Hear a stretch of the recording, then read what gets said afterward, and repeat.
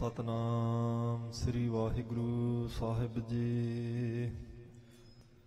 गुरु नानक पाद पंकज बंदन, पाद पंकज बंदन। सिमरो अंगद दुख निकंदन। श्री अमरदास हृदय नित त्यावं, हृदय नित त्यावं। श्री गुरु रामदास गुण गावं। श्री अर्जन विघ्नन के नाशक, विघ्नन के नाशक। श्री हर गोबिंद शुभ सुमत प्रकाशक। श्री हर राय नमो कर जोरी, नमो कर जोरी। श्री हर कृष्ण मनाए बहोरी।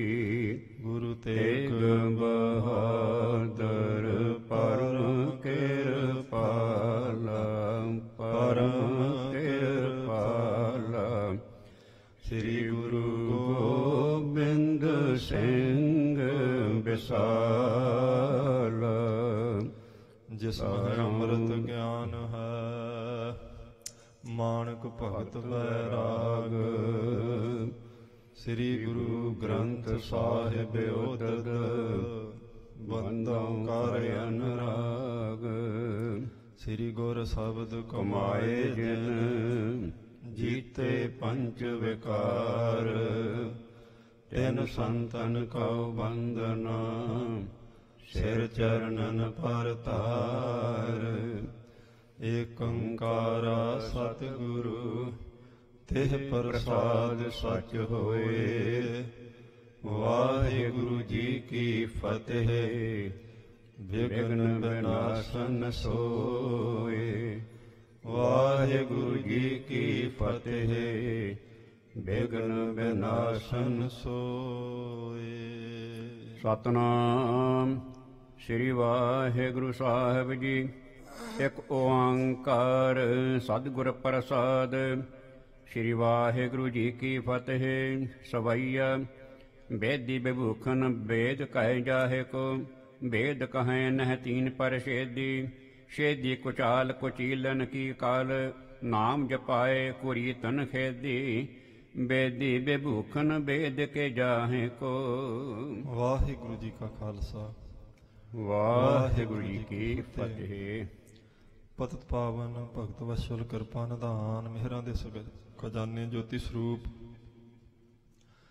गरीब नवाज पातशाह अकाल पुरख वाहिगुरु जी दे सरगुण स्वरूप। जुगो जोगा टल चवर छत्र तख्त दे मालक, धन धन सतगुरु श्री गुरु ग्रंथ साहब महाराज सच्चे पातशाह जी की पावन पित्र हजूरी अंदर जुड़ बैठी गुरु खालसा साध संगत जी। महाराज साहब जी की अपार कृपालता का सदका आप गुरमुख प्यारे सच्चे पातशाह जी की पावन पित्र हजूरी का आनंद माण रहे हो जी। सत संगत करदे होया गुरु सवारियां तो गुरु की बाणी के कीर्तन वडभागी जिन्हां ने सरवण कीते हन। गुरु साहब जी के बचन ने जिसका मस्तक हाथ प्रभ धरै, जिस दे मत्थे उत्ते अकाल पुरख वाहिगुरु आप कृपा रूपी हथ रखदा है, उसनूं ये सत संगत दीयां श्रेष्ठ घड़ियां जिहड़ियां नसीब हुंदियां ने। गुरु की बाणी के कीर्तन तो बाद धन गुरु अमरदास महाराज सच्चे पातशाह जी का पावन पित्र जीवन आपां रोज विचार रहे सां। कल आपां विचार कीती सी सतगुरु श्री गुरु अमरदास महाराज सच्चे पातशाह जी सचखंड प्याना कर गए, ज्योति जोत समाए हैं। अपनी जगह ते सतगुरु श्री गुरु रामदास महाराज सच्चे पातशाह जी नूं सुभायमान किया, परिक्रमा करके नमस्कार कीते, 5 पैसे और नारियल रख के सच्चे पातशाह जी ने तिन्ना लोगों की विभूति उन्होंने चरणों में खड़ी कर दी है। सारिया संगतां ने, बाबा मोहरी जी ने, बाबा बुढ़ा जी ने, भाई बल्लू जी ने, सब ने महाराज जी नूं नमस्कार किए। गुरु अमरदास सच्चे पातशाह जी का जो 5 भौतिक शरीर का अंतिम संस्कार से वो किया है आप सच्चे पातशाह जी ने नाल हो के। इत्थों तक साध संगत जी कल आपां विचार कीती सी ते कल इत्थे पहली रास समाप्त हुई सी। ਤੀਸਰੇ ਪਾਤਸ਼ਾਹ ਜੀ ਦਾ ਜੀਵਨ ਜਿਹੜਾ ਸੀ ਉਹ ਇੱਥੇ ਕੱਲ ਕਵੀ ਜੀ ਨੇ ਸੰਪੂਰਨ ਕਰ ਦਿੱਤਾ ਸੀ। ਅੱਜ ਇਸ ਗ੍ਰੰਥ ਦੀ ਦੂਸਰੀ ਰਾਸ ਪ੍ਰਾਰੰਭ ਹੋਣੀ ਹੈ ਔਰ ਚੌਥੇ ਪਾਤਸ਼ਾਹ ਜੀ ਦੇ ਜੀਵਨ ਦੀ ਕਥਾ ਪ੍ਰਾਰੰਭ ਹੋਣੀ ਹੈ। ਪਰ ਕਵੀ ਜੀ ਦਾ ਇੱਕ ਨਿਯਮ ਹੈ, ਉਹ ਜਦੋਂ ਦੂਸਰੀ ਰਾਸ, ਤੀਸਰੀ ਰਾਸ, ਚੌਥੀ ਰਾਸ ਕੋਈ ਨਵੀਂ ਰਾਸ ਪ੍ਰਾਰੰਭ ਕਰਦੇ ਨੇ ਉਦੋਂ ਪਹਿਲਾਂ ਮੰਗਲ ਕਰਦੇ ਨੇ 10 ਪਾਤਸ਼ਾਹੀਆਂ ਦਾ, ਸ੍ਰੀ ਗੁਰੂ ਗ੍ਰੰਥ ਸਾਹਿਬ ਸੱਚੇ ਪਾਤਸ਼ਾਹ ਜੀ ਦਾ, ਫਿਰ ਸੰਤਾਂ ਮਹਾਂਪੁਰਸ਼ਾਂ ਨੂੰ ਵੀ ਨਮਸਕਾਰ ਕਰਦੇ ਹਨ। ਇਹ ਉਹਨਾਂ ਦੀ ਮਰਿਆਦਾ ਹੈ, ਕਿਉਂਕਿ ਗੁਰੂ ਸਾਹਿਬ ਜੀ ਦਾ ਜੀਵਨ ਲਿਖਣਾ ਕੋਈ ਖੇਡ ਨਹੀਂ ਸੀ, ਕੋਈ ਇੰਨਾ ਆਸਾਨ ਕੰਮ ਨਹੀਂ ਸੀ। ਸੱਚੇ ਪਾਤਸ਼ਾਹ ਜੀ ਜਿੰਨੀ ਦੇਰ ਸਿਰ ਤੇ ਮਿਹਰ ਭਰਿਆ ਹੱਥ ਨਹੀਂ ਰੱਖਣਗੇ ਮਹਾਰਾਜ ਜੀ ਦਾ ਜੀਵਨ ਲਿਖਿਆ ਨਹੀਂ ਸੀ ਜਾ ਸਕਦਾ। ਇਸ ਲਈ ਨਵਾਂ ਅਧਿਆਏ, ਨਵੀਂ ਰਾਸ ਪ੍ਰਾਰੰਭ ਕਰਨ ਤੋਂ ਪਹਿਲਾਂ ਉਹ 10 ਪਾਤਸ਼ਾਹੀਆਂ ਦੇ ਅੱਗੇ ਅਰਦਾਸ ਕਰਦੇ ਨੇ। 10 ਪਾਤਸ਼ਾਹੀਆਂ ਦਾ ਮੰਗਲ, ਮੰਗਲ ਦਾ ਮਤਲਬ ਆਪਾਂ ਕਹਿ ਲਈਏ ਉਵੇਂ ਮੰਗਲ ਦਾ ਅਰਥ ਹੁੰਦਾ ਖੁਸ਼ੀਆਂ, ਵਡਿਆਈ ਦੇ ਗੀਤ ਗਾਉਣੇ, ਪਰ ਆਪਾਂ ਇੱਥੇ ਅਰਥ ਕਰ ਲੈਂਦੇ ਮੰਗਲ ਦਾ ਮਤਲਬ ਹੈ ਅਰਦਾਸ। ਪਹਿਲਾਂ ਗੁਰੂ ਨਾਨਕ ਦੇਵ ਸੱਚੇ ਪਾਤਸ਼ਾਹ ਜੀ ਦੇ ਚਰਨਾਂ 'ਚ ਅਰਦਾਸ ਕਰਨਗੇ, ਫਿਰ ਗੁਰੂ ਅੰਗਦ ਦੇਵ ਸਾਹਿਬ ਜੀ ਦੇ 10 ਪਾਤਸ਼ਾਹੀਆਂ ਦੇ ਚਰਨਾਂ 'ਚ ਵੱਖਰੀ ਵੱਖਰੀ 10 ਵਾਰੀ ਅਰਦਾਸ ਕਰਕੇ ਫਿਰ ਗੁਰੂ ਕੀ ਬਾਣੀ ਅੱਗੇ ਅਰਦਾਸ ਕਰਨਗੇ ਔਰ ਹਰ ਵਾਰ ਇਹ ਕਹਿਣਗੇ ਮਹਾਰਾਜ ਸੱਚੇ ਪਾਤਸ਼ਾਹ ਤੁਸੀਂ ਕਿਰਪਾ ਕਰੋ, ਮੇਰੇ ਸਿਰ ਤੇ ਮਿਹਰ ਭਰਿਆ ਹੱਥ ਰੱਖੋ ਤਾਂ ਮੈਂ ਜੋ ਤੁਹਾਡਾ ਜੀਵਨ ਲਿਖ ਸਕਾਂ, ਤੁਹਾਡੇ ਜੀਵਨ ਦੀ ਇਹ ਕਥਾ ਲਿਖ ਸਕਾਂ। ਇਉਂ ਮੰਗਲ ਕਰਕੇ ਤੇ ਫਿਰ ਸਾਧ ਸੰਗਤ ਜੀ ਚੌਥੇ ਪਾਤਸ਼ਾਹ ਜੀ ਦੇ ਜੀਵਨ ਦੀ ਕਥਾ ਪ੍ਰਾਰੰਭ ਕਰਨਗੇ। ਅੱਜ ਦੂਸਰੀ ਰਾਸ ਪ੍ਰਾਰੰਭ ਹੋਈ ਹੈ, ਇਸ ਕਰਕੇ ਪਹਿਲਾਂ ਮੰਗਲ ਹੋਣਗੇ ਔਰ ਆਪਾਂ ਮੰਗਲਾਂ ਦੀ ਕਥਾ ਕਰਾਂਗੇ ਕੁਝ ਮਿੰਟਾਂ ਵਿੱਚ, ਫਿਰ ਉਸ ਤੋਂ ਬਾਅਦ ਉਹੀ ਕਥਾ ਪ੍ਰਾਰੰਭ ਹੋ ਜਾਵੇਗੀ। ਜਿਵੇਂ ਕਵੀ ਭਾਈ ਸੰਤੋਖ ਸਿੰਘ ਜੀ ਪਹਿਲਾਂ ਸਭ ਤੋਂ ਸਤਿਗੁਰੂ ਸ੍ਰੀ ਗੁਰੂ ਨਾਨਕ ਦੇਵ ਮਹਾਰਾਜ ਸੱਚੇ ਪਾਤਸ਼ਾਹ ਜੀ ਦੇ ਅੱਗੇ ਅਰਦਾਸ ਕਰਨਗੇ, ਮਹਾਰਾਜ ਕਿਰਪਾ ਕਰੋ ਤੁਸੀਂ ਮੇਰੇ ਸਿਰ ਤੇ ਮਿਹਰ ਭਰਿਆ ਹੱਥ ਰੱਖੋ ਤਾਂ ਜੋ ਮੈਂ ਇਹ ਵੱਡਾ ਕਾਰਜ ਸ਼ੁਰੂ ਕੀਤਾ ਆਪ ਜੀ ਦਾ ਜੀਵਨ ਲਿਖਣ ਦਾ ਇਹ ਪੂਰਾ ਹੋ ਸਕੇ। ਔਰ ਇਹ ਜਦੋਂ ਮੰਗਲ ਹੁੰਦੇ ਨੇ, ਜਦੋਂ ਨਵੀਂ ਰਾਸ ਦੀ ਪ੍ਰਾਰੰਭਤਾ ਹੁੰਦੀ ਹੈ ਤੇ ਪਹਿਲਾਂ ਉਹ ਏਕ ਓਂਕਾਰ ਸਤਿਗੁਰ ਪ੍ਰਸਾਦ ਇਹ ਲਿਖਦੇ ਨੇ ਜੋ ਗੁਰੂ ਗ੍ਰੰਥ ਸਾਹਿਬ ਮਹਾਰਾਜ ਸੱਚੇ ਪਾਤਸ਼ਾਹ ਜੀ ਵਿੱਚ ਆਇਆ। ਫਿਰ ਉਹ ਏਕ ਓਂਕਾਰ ਸ੍ਰੀ ਵਾਹਿਗੁਰੂ ਜੀ ਕੀ ਫਤਿਹ ਲਿਖਦੇ ਨੇ ਜੋ 10ਵੇਂ ਗ੍ਰੰਥ ਵਿੱਚ ਹੈ। ਦੋਨਾਂ ਤਰ੍ਹਾਂ ਦੇ ਮੰਗਲ ਕਰਕੇ ਤੇ ਫਿਰ ਉਹ ਅੱਗਿਓਂ ਅਰਦਾਸ ਬੇਨਤੀ ਸ਼ੁਰੂ ਕਰ ਦਿੰਦੇ। ਆਓ ਮਨਚਿਤ ਬਿਰਤੀਆਂ ਦੀ ਇਕਾਗਰਤਾ ਬਣਾਈਏ, ਦੂਸਰੀ ਰਾਸ ਨੂੰ ਪ੍ਰਾਰੰਭਤਾ ਤੋਂ ਪ੍ਰਾਰੰਭ ਕਰੀਏ, ਫਿਰ ਚੌਥੇ ਪਾਤਸ਼ਾਹ ਜੀ ਦਾ ਸਾਰਾ ਜੀਵਨ ਆਪਾਂ ਜਿਵੇਂ ਸੱਚੇ ਪਾਤਸ਼ਾਹ ਜੀ ਕਿਰਪਾ ਕਰਨਗੇ ਕਹਿ ਸੁਣ ਕੇ ਆਪਾਂ ਆਪਣਾ ਭਲਾ ਸੱਚੇ ਪਾਤਸ਼ਾਹ ਜੀ ਤੋਂ ਮੰਗਾਂਗੇ। ਮਨਚਿਤ ਬਿਰਤੀਆਂ ਦੀ ਇਕਾਗਰਤਾ ਵਾਸਤੇ ਸਾਰੀ ਸੰਗਤ ਪ੍ਰੇਮ ਨਾਲ ਆਖੋ ਜੀ ਸਤਨਾਮ ਸ੍ਰੀ ਵਾਹਿਗੁਰੂ ਸਾਹਿਬ ਜੀ। ਇੱਕ ਓੰਕਾਰ ਸਤਿਗੁਰ ਪ੍ਰਸਾਦ। ਇਹ ਪਹਿਲਾਂ ਮੰਗਲ ਕੀਤਾ ਜੋ ਗੁਰੂ ਗ੍ਰੰਥ ਸਾਹਿਬ ਸੱਚੇ ਪਾਤਸ਼ਾਹ ਜੀ ਵਿੱਚ ਆਇਆ, ਉਹ ਅਕਾਲ ਪੁਰਖ ਵਾਹਿਗੁਰੂ ਜੋ ਅਦਵੈਤ ਸਰੂਪ ਹੈ, ਜੋ ਸਤ ਚੇਤਨ ਆਨੰਦ ਸਰੂਪ ਹੈ, ਤੇ ਉਸ ਅਕਾਲ ਪੁਰਖ ਵਾਹਿਗੁਰੂ ਦੀ ਅਗਰ ਪ੍ਰਾਪਤੀ ਆਪਾਂ ਕਰਨੀ ਲੋਚਦੇ ਹਾਂ ਤੇ ਆਪਾਂ ਨੂੰ ਗੁਰੂ ਦਾ ਪ੍ਰਸ਼ਾਦ, ਗੁਰੂ ਦੀ ਕਿਰਪਾ ਚਾਹੀਦੀ ਹੈ। ਭਾਵ ਗੁਰੂ ਸਾਹਿਬ ਜੀ ਮਿਹਰ ਭਰਿਆ ਹੱਥ ਸਿਰ ਤੇ ਰੱਖਣਗੇ ਤਾਂ ਕਿਸੇ ਦੇ ਅਨੁਭਵ ਵਿੱਚ ਅਕਾਲ ਪੁਰਖ ਵਾਹਿਗੁਰੂ ਆਵੇਗਾ ਜੀ। ਸ੍ਰੀ ਵਾਹਿਗੁਰੂ ਜੀ ਕੀ ਫਤਿਹ। ਉਹ ਜਿਹੜਾ ਸਾਰੇ ਜਗਤ ਦਾ ਪੂਜਨੀਕ ਅਕਾਲ ਪੁਰਖ ਵਾਹਿਗੁਰੂ ਹੈ ਉਹਦੀ ਫਤਿਹ ਹੈ, ਔਰ ਜਿਹੜਾ ਉਹਦੇ ਚਰਨੀ ਲੱਗੇਗਾ ਗੁਰਮੁਖੋ ਸਮਾਜ ਵਿੱਚ ਉਸ ਦੀ ਵੀ ਫਤਿਹ ਹੋ ਜਾਂਦੀ। ਇਹ ਦੂਸਰਾ ਮੰਗਲ ਕਰਦੇ ਹਨ। ਮੰਗਲਾ ਚਰਨ ਸ੍ਰੀ ਗੁਰੂ ਨਾਨਕ ਦੇਵ ਜੀ ਮਹਾਰਾਜ। ਹੁਣ ਧੰਨ ਗੁਰੂ ਨਾਨਕ ਦੇਵ ਸੱਚੇ ਪਾਤਸ਼ਾਹ ਜੀ ਦੇ ਚਰਨਾਂ ਦਾ ਮੰਗਲਾ ਚਰਨ ਕਰਨਗੇ। ਭਾਵ ਸਭ ਤੋਂ ਪਹਿਲਾਂ ਗੁਰੂ ਨਾਨਕ ਦੇਵ ਸੱਚੇ ਪਾਤਸ਼ਾਹ ਜੀ ਅੱਗੇ ਅਰਦਾਸ ਕਰਦੇ ਹਨ ਜੀ। ਸਵਈਆ ਬੇਦੀ ਬਭੂਖਨ ਬੇਦ ਕਜਾਹੇ ਕੋ। ਬੇਦੀਆਂ ਦੀ ਕੁਲ ਦੇ ਗਹਿਣਾ ਸਰੂਪ ਜਾਣ ਲਓ ਵੀ ਧੰਨ ਗੁਰੂ ਨਾਨਕ ਦੇਵ ਸੱਚੇ ਪਾਤਸ਼ਾਹ ਜੀ। ਗਹਿਣੇ ਦਾ ਮਤਲਬ ਹੁੰਦਾ ਸਾਧ ਸੰਗਤ ਜੀ ਜਿਨ੍ਹਾਂ ਕਰਕੇ ਸੋਭਾ ਹੁੰਦੀ। ਜਿਵੇਂ ਗਹਿਣਾ ਉਦੋਂ ਪਾਇਆ ਜਾਂਦਾ ਜਦੋਂ ਬੰਦਾ ਇਹ ਸੋਚਦਾ ਮੈਂ ਗਹਿਣੇ ਪਾਵਾਂਗਾ ਤੇ ਮੇਰੀ ਸੋਭਾ ਹੋਵੇਗੀ, ਮੇਰੇ ਸਰੂਪ ਦੀ ਸੋਭਾ ਵਿੱਚ ਵਾਧਾ ਹੋਵੇਗਾ। ਕੋਈ ਕਿਸੇ ਕੁਲ ਦਾ ਉਦੋਂ ਬਭੂਖਣ ਬਣਦਾ ਜਦੋਂ ਉਹਦੇ ਕਰਕੇ ਕੁਲ ਦੀ ਵਡਿਆਈ ਹੋਣੀ ਹੋਵੇ। ਫਿਰ ਕਹਿੰਦੇ ਨੇ ਭਾਈ ਇਹ ਤੇ ਫਲਾਣੀ ਕੁਲ ਦਾ ਗਹਿਣਾ ਹੈ, ਇਹਦੇ ਕਰਕੇ ਇਸ ਕੁਲ ਦੀ ਸੋਭਾ ਹੋਈ ਹੈ। ਹੁਣ ਕਹਿੰਦੇ ਧੰਨ ਗੁਰੂ ਨਾਨਕ ਦੇਵ ਸੱਚੇ ਪਾਤਸ਼ਾਹ ਜੀ ਜਾਣ ਲਓ ਵੀ ਬੇਦੀਆਂ ਦੀ ਕੁਲ ਦੇ ਬਭੂਖਣ ਨੇ ਗਹਿਣਾ ਸਰੂਪ ਹਨ ਜੀ। ਵੇਦ ਕਹੈ ਨਹਿ ਤੀਨ ਪ੍ਰਸ਼ੇਦੀ। ਇਹ ਸਿੱਧੀ ਅਰਦਾਸ ਨਹੀਂ ਕਰਨਗੇ ਕਵੀ ਜੀ, ਕਮਾਲ ਕੀਤੀ ਉਹਨਾਂ ਨੇ। ਪਹਿਲਾਂ ਬਹੁਤ ਗੁਣ ਗਾਉਣਗੇ ਗੁਰੂ ਨਾਨਕ ਦੇਵ ਮਹਾਰਾਜ ਜੀ ਦੇ, ਬਹੁਤ ਸਾਰੇ ਗੁਣਾਂ ਨੂੰ ਚੇਤੇ ਕਰਕੇ ਫਿਰ ਅਖੀਰ ਤੇ ਕਹਿਣਗੇ ਮਹਾਰਾਜ ਕਰੋ ਹੁਣ ਮੇਰੇ ਤੇ ਕਿਰਪਾ। ਹੁਣ ਉਹਨਾਂ ਦੇ ਗੁਣ ਪ੍ਰਾਰੰਭ ਕਰ ਦਿੱਤੇ। ਕਹਿੰਦੇ ਬੇਦੀਆਂ ਦੇ ਕੁਲ ਦੇ ਬਭੂਖਣ ਸਰੂਪ ਸਤਿਗੁਰੂ ਨਾਨਕ ਦੇਵ ਸਾਹਿਬ ਜੀ ਨੂੰ ਜਾਣ ਲਓ ਗੁਰਮੁਖੋ। ਵੇਦ ਕਹੈ ਨਹਿ ਤੀਨ ਪ੍ਰਸਿੱਧ। ਵੇਦਾਂ ਨੇ ਵੀ ਜਿਨ੍ਹਾਂ ਦੀ ਬਾਬਤ ਇਹ ਆਖਿਆ ਵੀ ਤਿੰਨੇ ਸਮੇਂ ਵੀ ਗੁਰੂ ਨਾਨਕ ਦੇਵ ਮਹਾਰਾਜ ਜੀ ਨੂੰ ਨਾਸ ਨਹੀਂ ਕਰ ਸਕਦੇ। ਤਿੰਨ ਸਮੇਂ, ਕਿਉਂਕਿ ਸਮਾਂ ਸਾਧ ਸੰਗਤ ਜੀ ਤਿੰਨਾਂ ਕਾਲਾਂ 'ਚ ਵਰਤਦਾ, ਜਿਹੜਾ ਲੰਘ ਚੁੱਕਾ, ਜਿਹੜਾ ਚੱਲ ਰਿਹਾ, ਜਿਹੜਾ ਆਉਣ ਵਾਲਾ ਹੈ, ਵਰਤਮਾਨ ਕਾਲ ਹੈ, ਜਿਹੜਾ ਭਵਿੱਖ ਕਾਲ ਆਵੇਗਾ, ਭੂਤ ਕਾਲ ਹੈ ਜਿਹੜਾ ਲੰਘ ਚੁੱਕਾ। ਹਰੇਕ ਚੀਜ਼ ਨੂੰ ਸਮੇਂ ਨੇ ਖਤਮ ਕਰਨਾ ਹੁੰਦਾ। ਜਿਹੜੀ ਸਮੇਂ ਵਿੱਚ ਪੈਦਾ ਹੋਈ ਉਹਨੂੰ ਸਮਾਂ ਖਤਮ ਕਰੇਗਾ। ਕਿੰਨੀ ਵੀ ਮਜ਼ਬੂਤ ਚੀਜ਼ ਬਣਾ ਲਈਏ ਨਾ ਆਪਾਂ, ਉਹਨੂੰ ਸਮੇਂ ਨੇ ਹੌਲੀ ਹੌਲੀ ਪੁਰਾਣੀ ਕਰ ਦੇਣਾ। ਜਿਵੇਂ ਮਨੁੱਖ ਦੇਖੋ ਸਮੇਂ 'ਚ ਪੈਦਾ ਹੋਇਆ, ਪਹਿਲਾਂ ਬਚਪਨ ਸੀ, ਫਿਰ ਕਿਸ਼ੋਰ ਅਵਸਥਾ ਆਈ, ਫਿਰ ਜਵਾਨ ਹੋ ਗਿਆ, ਫਿਰ ਅਧੇੜ ਅਵਸਥਾ ਆਈ, ਫਿਰ ਬਜ਼ੁਰਗ ਹੋ ਗਿਆ, ਫਿਰ ਖਤਮ ਹੋ ਗਿਆ। ਸਮੇਂ ਨੇ ਹੀ ਖਤਮ ਕਰ ਦਿੱਤਾ। ਸਮਾਂ ਪੁਰਾਣਾ ਕਰ ਦਿੰਦਾ ਬੰਦੇ ਨੂੰ। ਇਵੇਂ ਹੀ ਸਮਾਂ ਪੁਰਾਣਾ ਕਰ ਦਿੰਦਾ ਸਾਰੀਆਂ ਵਸਤੂਆਂ ਨੂੰ। ਕਿੰਨੀ ਮਜ਼ਬੂਤ ਬਿਲਡਿੰਗ ਬਣਾ ਲਈ ਜਾਏ, ਕੋਈ ਪੁਲ ਬਣਾ ਦਿੱਤਾ ਜਾਏ, ਉਹਦੀ ਵੀ ਇੱਕ ਬੁਨਿਆਦ ਰੱਖੀ ਜਾਂਦੀ ਵੀ ਇੰਨੇ ਸਮੇਂ ਦੇ ਬਾਅਦ ਇਹ ਡਿੱਗ ਪਵੇਗਾ ਭਾਈ, ਫਿਰ ਇਹਨੂੰ ਵਰਤਣਾ ਬੰਦ ਕਰ ਦਿਆ ਜੇ। ਪਰ ਗੁਰੂ ਨਾਨਕ ਦੇਵ ਸੱਚੇ ਪਾਤਸ਼ਾਹ ਜੀ ਨੂੰ ਸਮਾਂ ਕਦੇ ਪੁਰਾਣਾ ਨਹੀਂ ਕਰ ਸਕਦਾ, ਕਦੇ ਖਤਮ ਨਹੀਂ ਕਰ ਸਕਦਾ। ਕਿਉਂਕਿ ਉਹ ਦੇਸ਼ ਕਾਲ ਵਸਤੂ ਤੋਂ ਰਹਿਤ ਨੇ। ਹਰੇਕ ਜਿਹੜੀ ਦਿਖਾਈ ਦੇਣ ਵਾਲੀ ਚੀਜ਼ ਹੈ, ਇਹ ਸਾਧ ਸੰਗਤ ਜੀ ਦੇਸ਼ ਕਾਲ ਤੋਂ ਪਰੇ ਨਹੀਂ ਹੁੰਦੀ। ਇਹ ਕਿਸੇ ਜਗ੍ਹਾ ਤੇ ਪੈਦਾ ਹੋਈ ਹੈ, ਕਿਸੇ ਸਮੇਂ ਤੇ ਪੈਦਾ ਹੋਈ, ਕਿਸੇ ਸਮੇਂ ਤੇ ਖਤਮ ਹੋ ਜਾਵੇਗੀ। ਪਰ ਧੰਨ ਗੁਰੂ ਨਾਨਕ ਦੇਵ ਮਹਾਰਾਜ ਜੀ ਕਹਿੰਦੇ, ਜਿਨ੍ਹਾਂ ਦੀ ਬਾਬਤ ਸਾਰੇ ਗ੍ਰੰਥਾਂ 'ਚ ਲਿਖਿਆ ਕਿ ਗੁਰੂ ਨਾਨਕ ਦੇਵ ਸੱਚੇ ਪਾਤਸ਼ਾਹ ਪਰਮੇਸ਼ਰ ਦਾ ਸਰੂਪ ਨੇ। ਇਸ ਕਰਕੇ ਤਿੰਨੇ ਸਮੇਂ ਜਿਵੇਂ ਪਰਮੇਸ਼ਰ ਨੂੰ ਪੁਰਾਣਾ ਨਹੀਂ ਕਰ ਸਕਦੇ, ਖਤਮ ਨਹੀਂ ਕਰ ਸਕਦੇ, ਇਸੇ ਤਰ੍ਹਾਂ ਗੁਰੂ ਨਾਨਕ ਦੇਵ ਸੱਚੇ ਪਾਤਸ਼ਾਹ ਜੀ ਨੂੰ ਸਮਾਂ ਕਦੇ ਪੁਰਾਣਾ ਨਹੀਂ ਕਰ ਸਕਦਾ, ਕਦੇ ਖਤਮ ਨਹੀਂ ਕਰ ਸਕਦਾ। ਇਸ ਕਰਕੇ ਬੇਦੀਆਂ ਦੀ ਕੁਲ ਦੇ ਗਹਿਣਾ ਸਰੂਪ ਜਾਣੋ ਗੁਰੂ ਨਾਨਕ ਦੇਵ ਮਹਾਰਾਜ ਜੀ ਨੂੰ। ਛੇਦੀ ਕੁਚਾਲ ਕੁਚੀਲਨ ਕੀ। ਕਹਿੰਦੇ ਜਿਹੜੀਆਂ ਖੋਟੀਆਂ ਚਾਲਾਂ ਸੰਸਾਰ ਤੇ ਚੱਲ ਰਹੀਆਂ ਸਨ, ਖੋਟੀ ਮਰਿਆਦਾ ਚੱਲ ਰਹੀ ਸੀ, ਜ਼ੁਲਮ ਚੱਲ ਰਿਹਾ ਸੀ, ਪਖੰਡ ਚੱਲ ਰਿਹਾ ਸੀ, ਉਸ ਨੂੰ ਖਤਮ ਕਰਨ ਵਾਸਤੇ ਗੁਰੂ ਨਾਨਕ ਦੇਵ ਮਹਾਰਾਜ ਜੀ ਦਾ ਅਵਤਾਰ ਹੋਇਆ। ਕਲ ਨਾਮ ਜਪਾਏ ਕੁਰੀ ਤਨ ਖੇਦੀ। ਕਹਿੰਦੇ ਕਲਯੁਗ ਦੇ ਸਮੇਂ ਵਿੱਚ ਜਿਨ੍ਹਾਂ ਨੇ ਨਾਮ ਦਾ ਛੱਟਾ ਦਿੱਤਾ, ਨਾਮ ਜਪਾਇਆ, ਤੇ ਜਿੰਨੀਆਂ ਖੋਟੀਆਂ ਰੀਤੀਆਂ ਸੀ ਉਹ ਸਾਰੀਆਂ ਖਤਮ ਕੀਤੀਆਂ ਗੁਰੂ ਨਾਨਕ ਦੇਵ ਜੀ ਨੇ। ਖੇਦੀ ਨਾ ਹੋਤ ਅਖੇਦ ਅਦੋਤਕ। ਕਹਿੰਦੇ ਜਿਨ੍ਹਾਂ ਨੂੰ ਕਦੇ ਦੁੱਖ ਨਹੀਂ ਹੁੰਦਾ, ਕਦੇ ਖੇਦ ਨਹੀਂ ਹੁੰਦਾ, ਬਲਕਿ ਉਹਨਾਂ ਦੀ ਸ਼ਰਨ ਵਿੱਚ ਆਉਣ ਵਾਲਿਆਂ ਦੇ ਵੀ ਦੁੱਖ ਕੱਟੇ ਜਾਂਦੇ ਹਨ। ਐਸੇ ਹਨ ਸਤਿਗੁਰੂ ਗੁਰੂ ਨਾਨਕ ਦੇਵ ਮਹਾਰਾਜ। ਦੇ ਉਪਦੇਸ਼ ਜੋ ਰੂਪ ਅਭੇਦੀ। ਕਹਿੰਦੇ ਉਪਦੇਸ਼ ਦੇ ਕੇ ਜਿਨ੍ਹਾਂ ਨੇ ਸੰਸਾਰ ਦਾ ਭਲਾ ਕੀਤਾ, ਉਹ ਆਪ ਅਕਾਲ ਪੁਰਖ ਵਾਹਿਗੁਰੂ ਦੇ ਸਰੂਪ ਵਿੱਚ ਅਭੇਦ ਨੇ। ਜਿਨ੍ਹਾਂ ਨੇ ਗੁਰੂ ਨਾਨਕ ਦੇਵ ਸੱਚੇ ਪਾਤਸ਼ਾਹ ਜੀ ਦਾ ਪੱਲਾ ਸ਼ਰਧਾ ਨਾਲ ਫੜ ਲਿਆ, ਉਹ ਵੀ ਪਰਮੇਸ਼ਰ 'ਚ ਅਭੇਦ ਹੋ ਗਏ। ਜਿਵੇਂ ਬਾਬਾ ਬੁੱਢਾ ਜੀ ਭੇਦੀ ਬਣਾਵਤ ਕਹਿ ਗੁਰ ਨਾਨਕ। ਕਹਿੰਦੇ ਕੇਵਲ ਦੇ ਭੇਦੀ ਬਣਾ, ਕੇਵਲ ਕਹਿੰਦੇ ਅਕਾਲ ਪੁਰਖ ਵਾਹਿਗੁਰੂ ਨੂੰ। ਗੁਰੂ ਨਾਨਕ ਦੇਵ ਸੱਚੇ ਪਾਤਸ਼ਾਹ ਜੀ ਨਾਮ ਦੇ ਕੇ ਆਮ ਸਧਾਰਨ ਸਿੱਖਾਂ ਨੂੰ ਵੀ ਅਕਾਲ ਪੁਰਖ ਵਾਹਿਗੁਰੂ ਦੇ ਭੇਤੀ ਬਣਾ ਦਿੰਦੇ ਨੇ। ਆਮ ਸਿੱਖ ਨੂੰ ਵੀ ਆਤਮ ਗਿਆਨੀ ਬਣਾ ਦਿੰਦੇ ਨੇ। ਉਹਨੂੰ ਵੀ ਪਤਾ ਲੱਗ ਜਾਂਦਾ ਅਕਾਲ ਪੁਰਖ ਵਾਹਿਗੁਰੂ ਕਿੰਨਾ ਸਮਰੱਥ ਹੈ। ਗੁਰੂ ਨਾਨਕ ਪਾਏ ਪ੍ਰਣਾਮ ਨਵੇਦੀ। ਹੁਣ ਕਹਿੰਦੇ ਮੈਂ ਐਸੇ ਗੁਰੂ ਨਾਨਕ ਦੇਵ ਸੱਚੇ ਪਾਤਸ਼ਾਹ ਜੀ ਦੇ ਚਰਨਾਂ ਤੇ ਪ੍ਰਣਾਮ ਕਰਦਾ, ਮੱਥਾ ਟੇਕਦਾ। ਮਹਾਰਾਜ ਕਿਰਪਾ ਕਰੋ, ਮੇਰੇ ਸਿਰ ਤੇ ਮਿਹਰ ਭਰਿਆ ਹੱਥ ਰੱਖੋ ਜੀ। ਮੰਗਲਾ ਚਰਨ ਸ੍ਰੀ ਗੁਰੂ ਅੰਗਦ ਦੇਵ ਜੀ ਮਹਾਰਾਜ। ਹੁਣ ਧੰਨ ਗੁਰੂ ਅੰਗਦ ਦੇਵ ਸੱਚੇ ਪਾਤਸ਼ਾਹ ਜੀ ਦੇ ਅੱਗੇ ਅਰਦਾਸ ਕਰਨਗੇ ਜੀ। ਕਬਿਤ ਅੰਜਨ ਤਹੀਨ ਸ਼੍ਰੀ ਨਰੰਜਨ ਪ੍ਰਵੀਨ ਪ੍ਰਭ। ਕਹਿੰਦੇ ਨੇ ਜਿਹੜੇ ਅੰਜਨ ਹੁੰਦਾ ਸਾਧ ਸੰਗਤ ਜੀ ਸੁਰਮਾ, ਮਤਲਬ ਕਾਲਖ।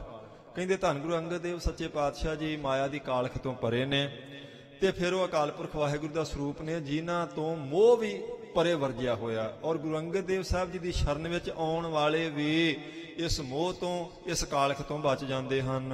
ਭੰਜਨ ਪਖੰਡ ਪਾਪ ਗੰਜਨ ਆਨੰਦ ਕਰ।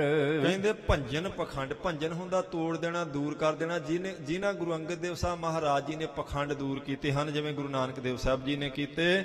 ਪਾਪ ਗੰਜਨ, ਪਾਪਾਂ ਨੂੰ ਦੂਰ ਕਰ ਦੇਣ ਵਾਲੇ ਹਨ। ਆਨੰਦ ਕਰ, ਤੇ ਸਿੱਖਾਂ ਨੂੰ ਆਨੰਦ ਦੇਣ ਵਾਲੇ ਹਨ ਧੰਨ ਗੁਰੂ ਅੰਗਦ ਦੇਵ ਸਾਹਿਬ ਜੀ। ਸਾਧ ਸੰਗਤ ਜੀ ਇਹ ਵੀ ਇੱਕ ਕਮਾਲ ਹੈ, ਔਰ ਗੁਰੂ ਸਾਹਿਬ ਜੀ ਦੀ ਕਿਰਪਾ ਬਿਨਾਂ ਨਹੀਂ ਹੋ ਸਕਦੀ।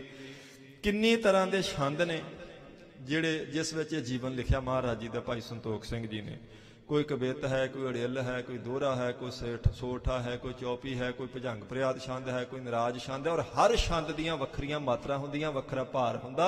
ਔਰ ਕਈਆਂ ਦਾ ਰਦੀਫ ਕਾਫੀਆ ਰਲਾਉਣਾ ਹੁੰਦਾ, ਔਰ ਕਈਆਂ ਦਾ ਨਹੀਂ ਰਲਾਉਣਾ ਹੁੰਦਾ। ਬਹੁਤ ਵੱਡੀ ਵਿੱਦਿਆ ਹੋਵੇ ਤੇ ਫਿਰ ਪੂਰੀ ਤਰ੍ਹਾਂ ਸਾਧ ਸੰਗਤ ਜੀ ਇਸ ਕਾਵ ਦੇ ਵਿੱਚ ਇਸ ਜੀਵਨ ਨੂੰ ਲਿਖਿਆ ਜਾ ਸਕਦਾ। ਏਡੇ ਵੱਡੇ ਵਿਦਵਾਨ ਭਾਈ ਸੰਤੋਖ ਸਿੰਘ ਜੀ ਨੇ ਕਮਾਲ ਦਾ ਕਬਿੱਤ ਉਚਾਰਨ ਕੀਤਾ। ਹੁਣ ਕਬਿੱਤ ਦੀ ਚਾਲ ਜਿਵੇਂ ਗੁਰਮੁਖਾਂ ਨੇ ਪੜ੍ਹੀ, ਇਹ ਵੀ ਇੱਕ ਕਮਾਲ ਹੀ ਹੈ। ਤੇ ਸਾਰਿਆਂ ਕੋਲੋਂ ਚਾਲ ਦੇ ਵਿੱਚ ਵਿਸ਼ਰਾਮ ਲਾਉਣਾ ਵੀ ਔਖਾ ਹੁੰਦਾ। ਉਹ ਕਹਿੰਦੇ ਨੇ ਅੰਜਨ ਤਹੀਨ ਸ੍ਰੀ ਨਰੰਜਨ ਪ੍ਰਬੀਨ ਪ੍ਰਭ ਭੰਜਨ ਪਖੰਡ ਪਾਪ ਗੰਜਨ ਆਨੰਦ ਕਰ। ਧੰਨ ਗੁਰੂ ਅੰਗਦ ਦੇਵ ਸੱਚੇ ਪਾਤਸ਼ਾਹ ਜਿਹੜੇ ਪਖੰਡਾਂ ਨੂੰ ਦੂਰ ਕਰਨ ਵਾਲੇ ਨੇ, ਜਿਨ੍ਹਾਂ ਤੋਂ ਮਾਇਆ ਦੀ ਕਾਲਖ ਕਈ ਕੋ ਪਰੇ ਰਹੀ, ਉਹ ਸਿੱਖਾਂ ਦਾ ਭਲਾ ਕਰਨ ਵਾਸਤੇ ਹੁਣ ਦੂਸਰਾ ਸਰੂਪ ਬਣ ਕੇ ਸੁਭਾਏਮਾਨ ਹੋਏ ਹਨ। ਦੀਨੋ ਗਿਆਨ ਅੰਜਨ ਸੋ ਮੰਜਨ ਕੋ ਮੋਹ ਮਲ। ਜਿਨ੍ਹਾਂ ਨੇ ਗਿਆਨ ਦਾ ਸੁਰਮਾ ਦੇ ਕੇ ਸ਼ਰਨ ਵਿੱਚ ਆਉਣ ਵਾਲਿਆਂ ਦੀਆਂ ਨਜ਼ਰਾਂ ਵਿੱਚੋਂ ਜਿਹੜਾ ਮੋਹ ਦੀ ਮੈਲ ਸੀ ਉਹ ਦੂਰ ਕਰ ਦਿੱਤੀ। ਜਿਵੇਂ ਕਿਸੇ ਦੀਆਂ ਅੱਖਾਂ 'ਚ ਸਾਧ ਸੰਗਤ ਜੀ ਭਰਮ ਦਾ ਫੋਲਾ ਹੋਵੇ, ਜਾਂ ਆਪਾਂ ਕਹਿ ਦਿੰਦੇ ਹਾਂ ਭਾਈ ਕਿਸੇ ਦੇ ਅੱਖਾਂ ਵਿੱਚ ਕੋਈ ਜਾਲਾ ਆਦਿਕ ਜੰਮ ਜਾਂਦਾ, ਤੇ ਫਿਰ ਉਹ ਸੁਰਮਾ ਦਿੰਦੇ ਨੇ ਉਹਨੂੰ ਦੂਰ ਕਰਨ ਵਾਸਤੇ, ਜਾਂ ਆਪਰੇਸ਼ਨ ਕਰਦੇ ਨੇ। ਗੁਰੂ ਅੰਗਦ ਦੇਵ ਸੱਚੇ ਪਾਤਸ਼ਾਹ ਜੀ ਨੇ ਗਿਆਨ ਦਾ ਸੁਰਮਾ ਦਿੱਤਾ ਆਪਣੀ ਸ਼ਰਨ ਵਿੱਚ ਆਉਣ ਵਾਲੇ ਸਿੱਖਾਂ ਨੂੰ। ਉਹਨਾਂ ਦੇ ਅੰਦਰ ਜਿਹੜੇ ਭਰਮ ਦੇ ਫੋਲੇ ਪਏ ਸਨ ਗਿਆਨ ਦੇ ਨੇਤਰਾਂ ਵਿੱਚ, ਉਹ ਦੂਰ ਹੋ ਜਾਣ, ਉਹਨਾਂ ਨੂੰ ਪਾਪ ਪੁੰਨ ਦਾ ਫਰਕ ਦਿਸਣ ਲੱਗ ਪਵੇ, ਉਹਨਾਂ ਨੂੰ ਚੰਗਾ ਮਾੜਾ ਦਿਸਣ ਲੱਗ ਪਵੇ।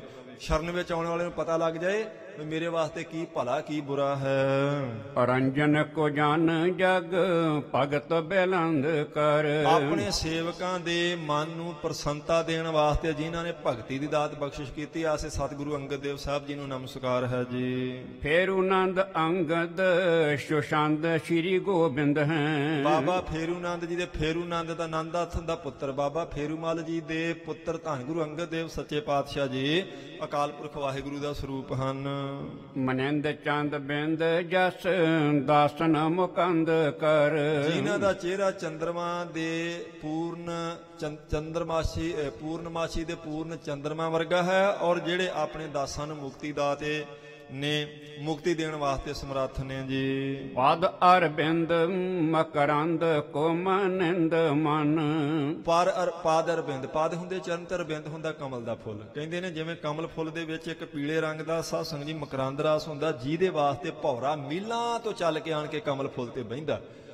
ਭਾਈ ਸੰਤੋਖ ਸਿੰਘ ਜੀ ਕਹਿੰਦੇ ਧੰਨ ਗੁਰੂ ਅੰਗਦ ਦੇਵ ਸੱਚੇ ਪਾਤਸ਼ਾਹ ਜੀ ਦੇ ਚਰਨ ਜਿਹੜੇ ਨੇ ਉਹ ਕਮਲ ਫੁੱਲ ਦੀ ਤਰ੍ਹਾਂ ਨੇ, ਤੇ ਉਸ ਚਰਨ ਦੀ ਜਿਹੜੀ ਧੂੜੀ ਹੈ ਉਹ ਮੇਰੇ ਵਾਸਤੇ ਮਕਰੰਦ ਰਸ ਹੈ, ਤੇ ਮੈਂ ਆਪਣੇ ਮਨ ਨੂੰ ਸੱਚੇ ਪਾਤਸ਼ਾਹ ਜੀ ਦੇ ਚਰਨਾਂ ਦੀ ਧੂੜੀ ਦੇ ਮਕਰੰਦ ਰਸ ਦਾ ਭੌਰਾ ਬਣਾਉਂਦਾ ਹਾਂ। ਬਿਗਨ ਕੰਦ ਕਰੋ ਬੰਦਨਾ ਦੋ ਬੰਦ ਕਰ। ਦੋਵੇਂ ਹੱਥ ਜੋੜ ਕੇ ਮੈਂ ਵਿਘਨਾਂ ਦੇ ਨਾਸ਼ ਕਰਤਾ ਗੁਰੂ ਅੰਗਦ ਦੇਵ ਸੱਚੇ ਪਾਤਸ਼ਾਹ ਜੀ ਨੂੰ ਬੰਦਨਾ ਕਰਦਾ। ਮਹਾਰਾਜ ਕਿਰਪਾ ਕਰੋ, ਮੇਰੇ ਸਿਰ ਤੇ ਮਿਹਰ ਭਰਿਆ ਹੱਥ ਰੱਖੋ ਜੀ।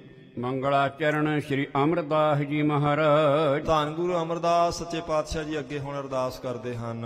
ਸੋਰਠ ਅਮਰ ਕਰਹਿ ਜਗ ਮਾਹਿ ਨਿਤ ਸਹਾਇਤਾ ਲਹਿ ਅਮਰ। ਇਹ ਹੁਣ ਦੇਖਿਆ ਜੀ, ਸੋਠੇ ਦੀ ਚਾਲ ਬਦਲ ਗਈ। ਕਬਿੱਤ ਦੀ ਚਾਲ ਹੋਰ ਸੀ, ਚੌਪੀ ਦੀ ਚਾਲ ਹੋਰ ਹੁੰਦੀ ਹੈ।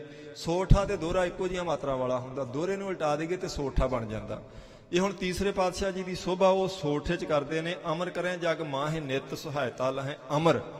ਕਹਿੰਦੇ ਧੰਨ ਗੁਰੂ ਅਮਰਦਾਸ ਸੱਚੇ ਪਾਤਸ਼ਾਹ ਜੀ ਜਿਨ੍ਹਾਂ ਦੀ ਸਹਾਇਤਾ ਦੇਵਤੇ ਵੀ ਮੰਗਦੇ ਨੇ, ਲੱਭਦੇ ਫਿਰਦੇ ਨੇ, ਉਹ ਆਪਣੀ ਸ਼ਰਨ ਵਿੱਚ ਆਉਣ ਵਾਲੇ ਸਿੱਖਾਂ ਨੂੰ ਅਮਰ ਕਰ ਦਿੰਦੇ, ਭਾਵ ਮੌਤ ਤੋਂ ਰਹਿਤ ਕਰ ਦਿੰਦੇ ਹਨ, ਬ੍ਰਹਮ ਗਿਆਨ ਬਖਸ਼ ਦਿੰਦੇ ਹਨ। ਜਿਵੇਂ ਭਾਈ ਬੱਲੂ ਜੀ ਨੂੰ, ਭਾਈ ਪਾਰੋ ਜੀ ਨੂੰ, ਭਾਈ ਸਚਨ ਸੱਚ ਨੂੰ, ਕਿੰਨੇ ਗੁਰਮੁਖ ਨੇ ਜਿਹੜੇ ਗੁਰੂ ਅਮਰਦਾਸ ਸੱਚੇ ਪਾਤਸ਼ਾਹ ਜੀ ਤੋਂ ਬ੍ਰਹਮ ਗਿਆਨ ਲੈ ਕੇ ਵਰਸਾਏ ਗਏ।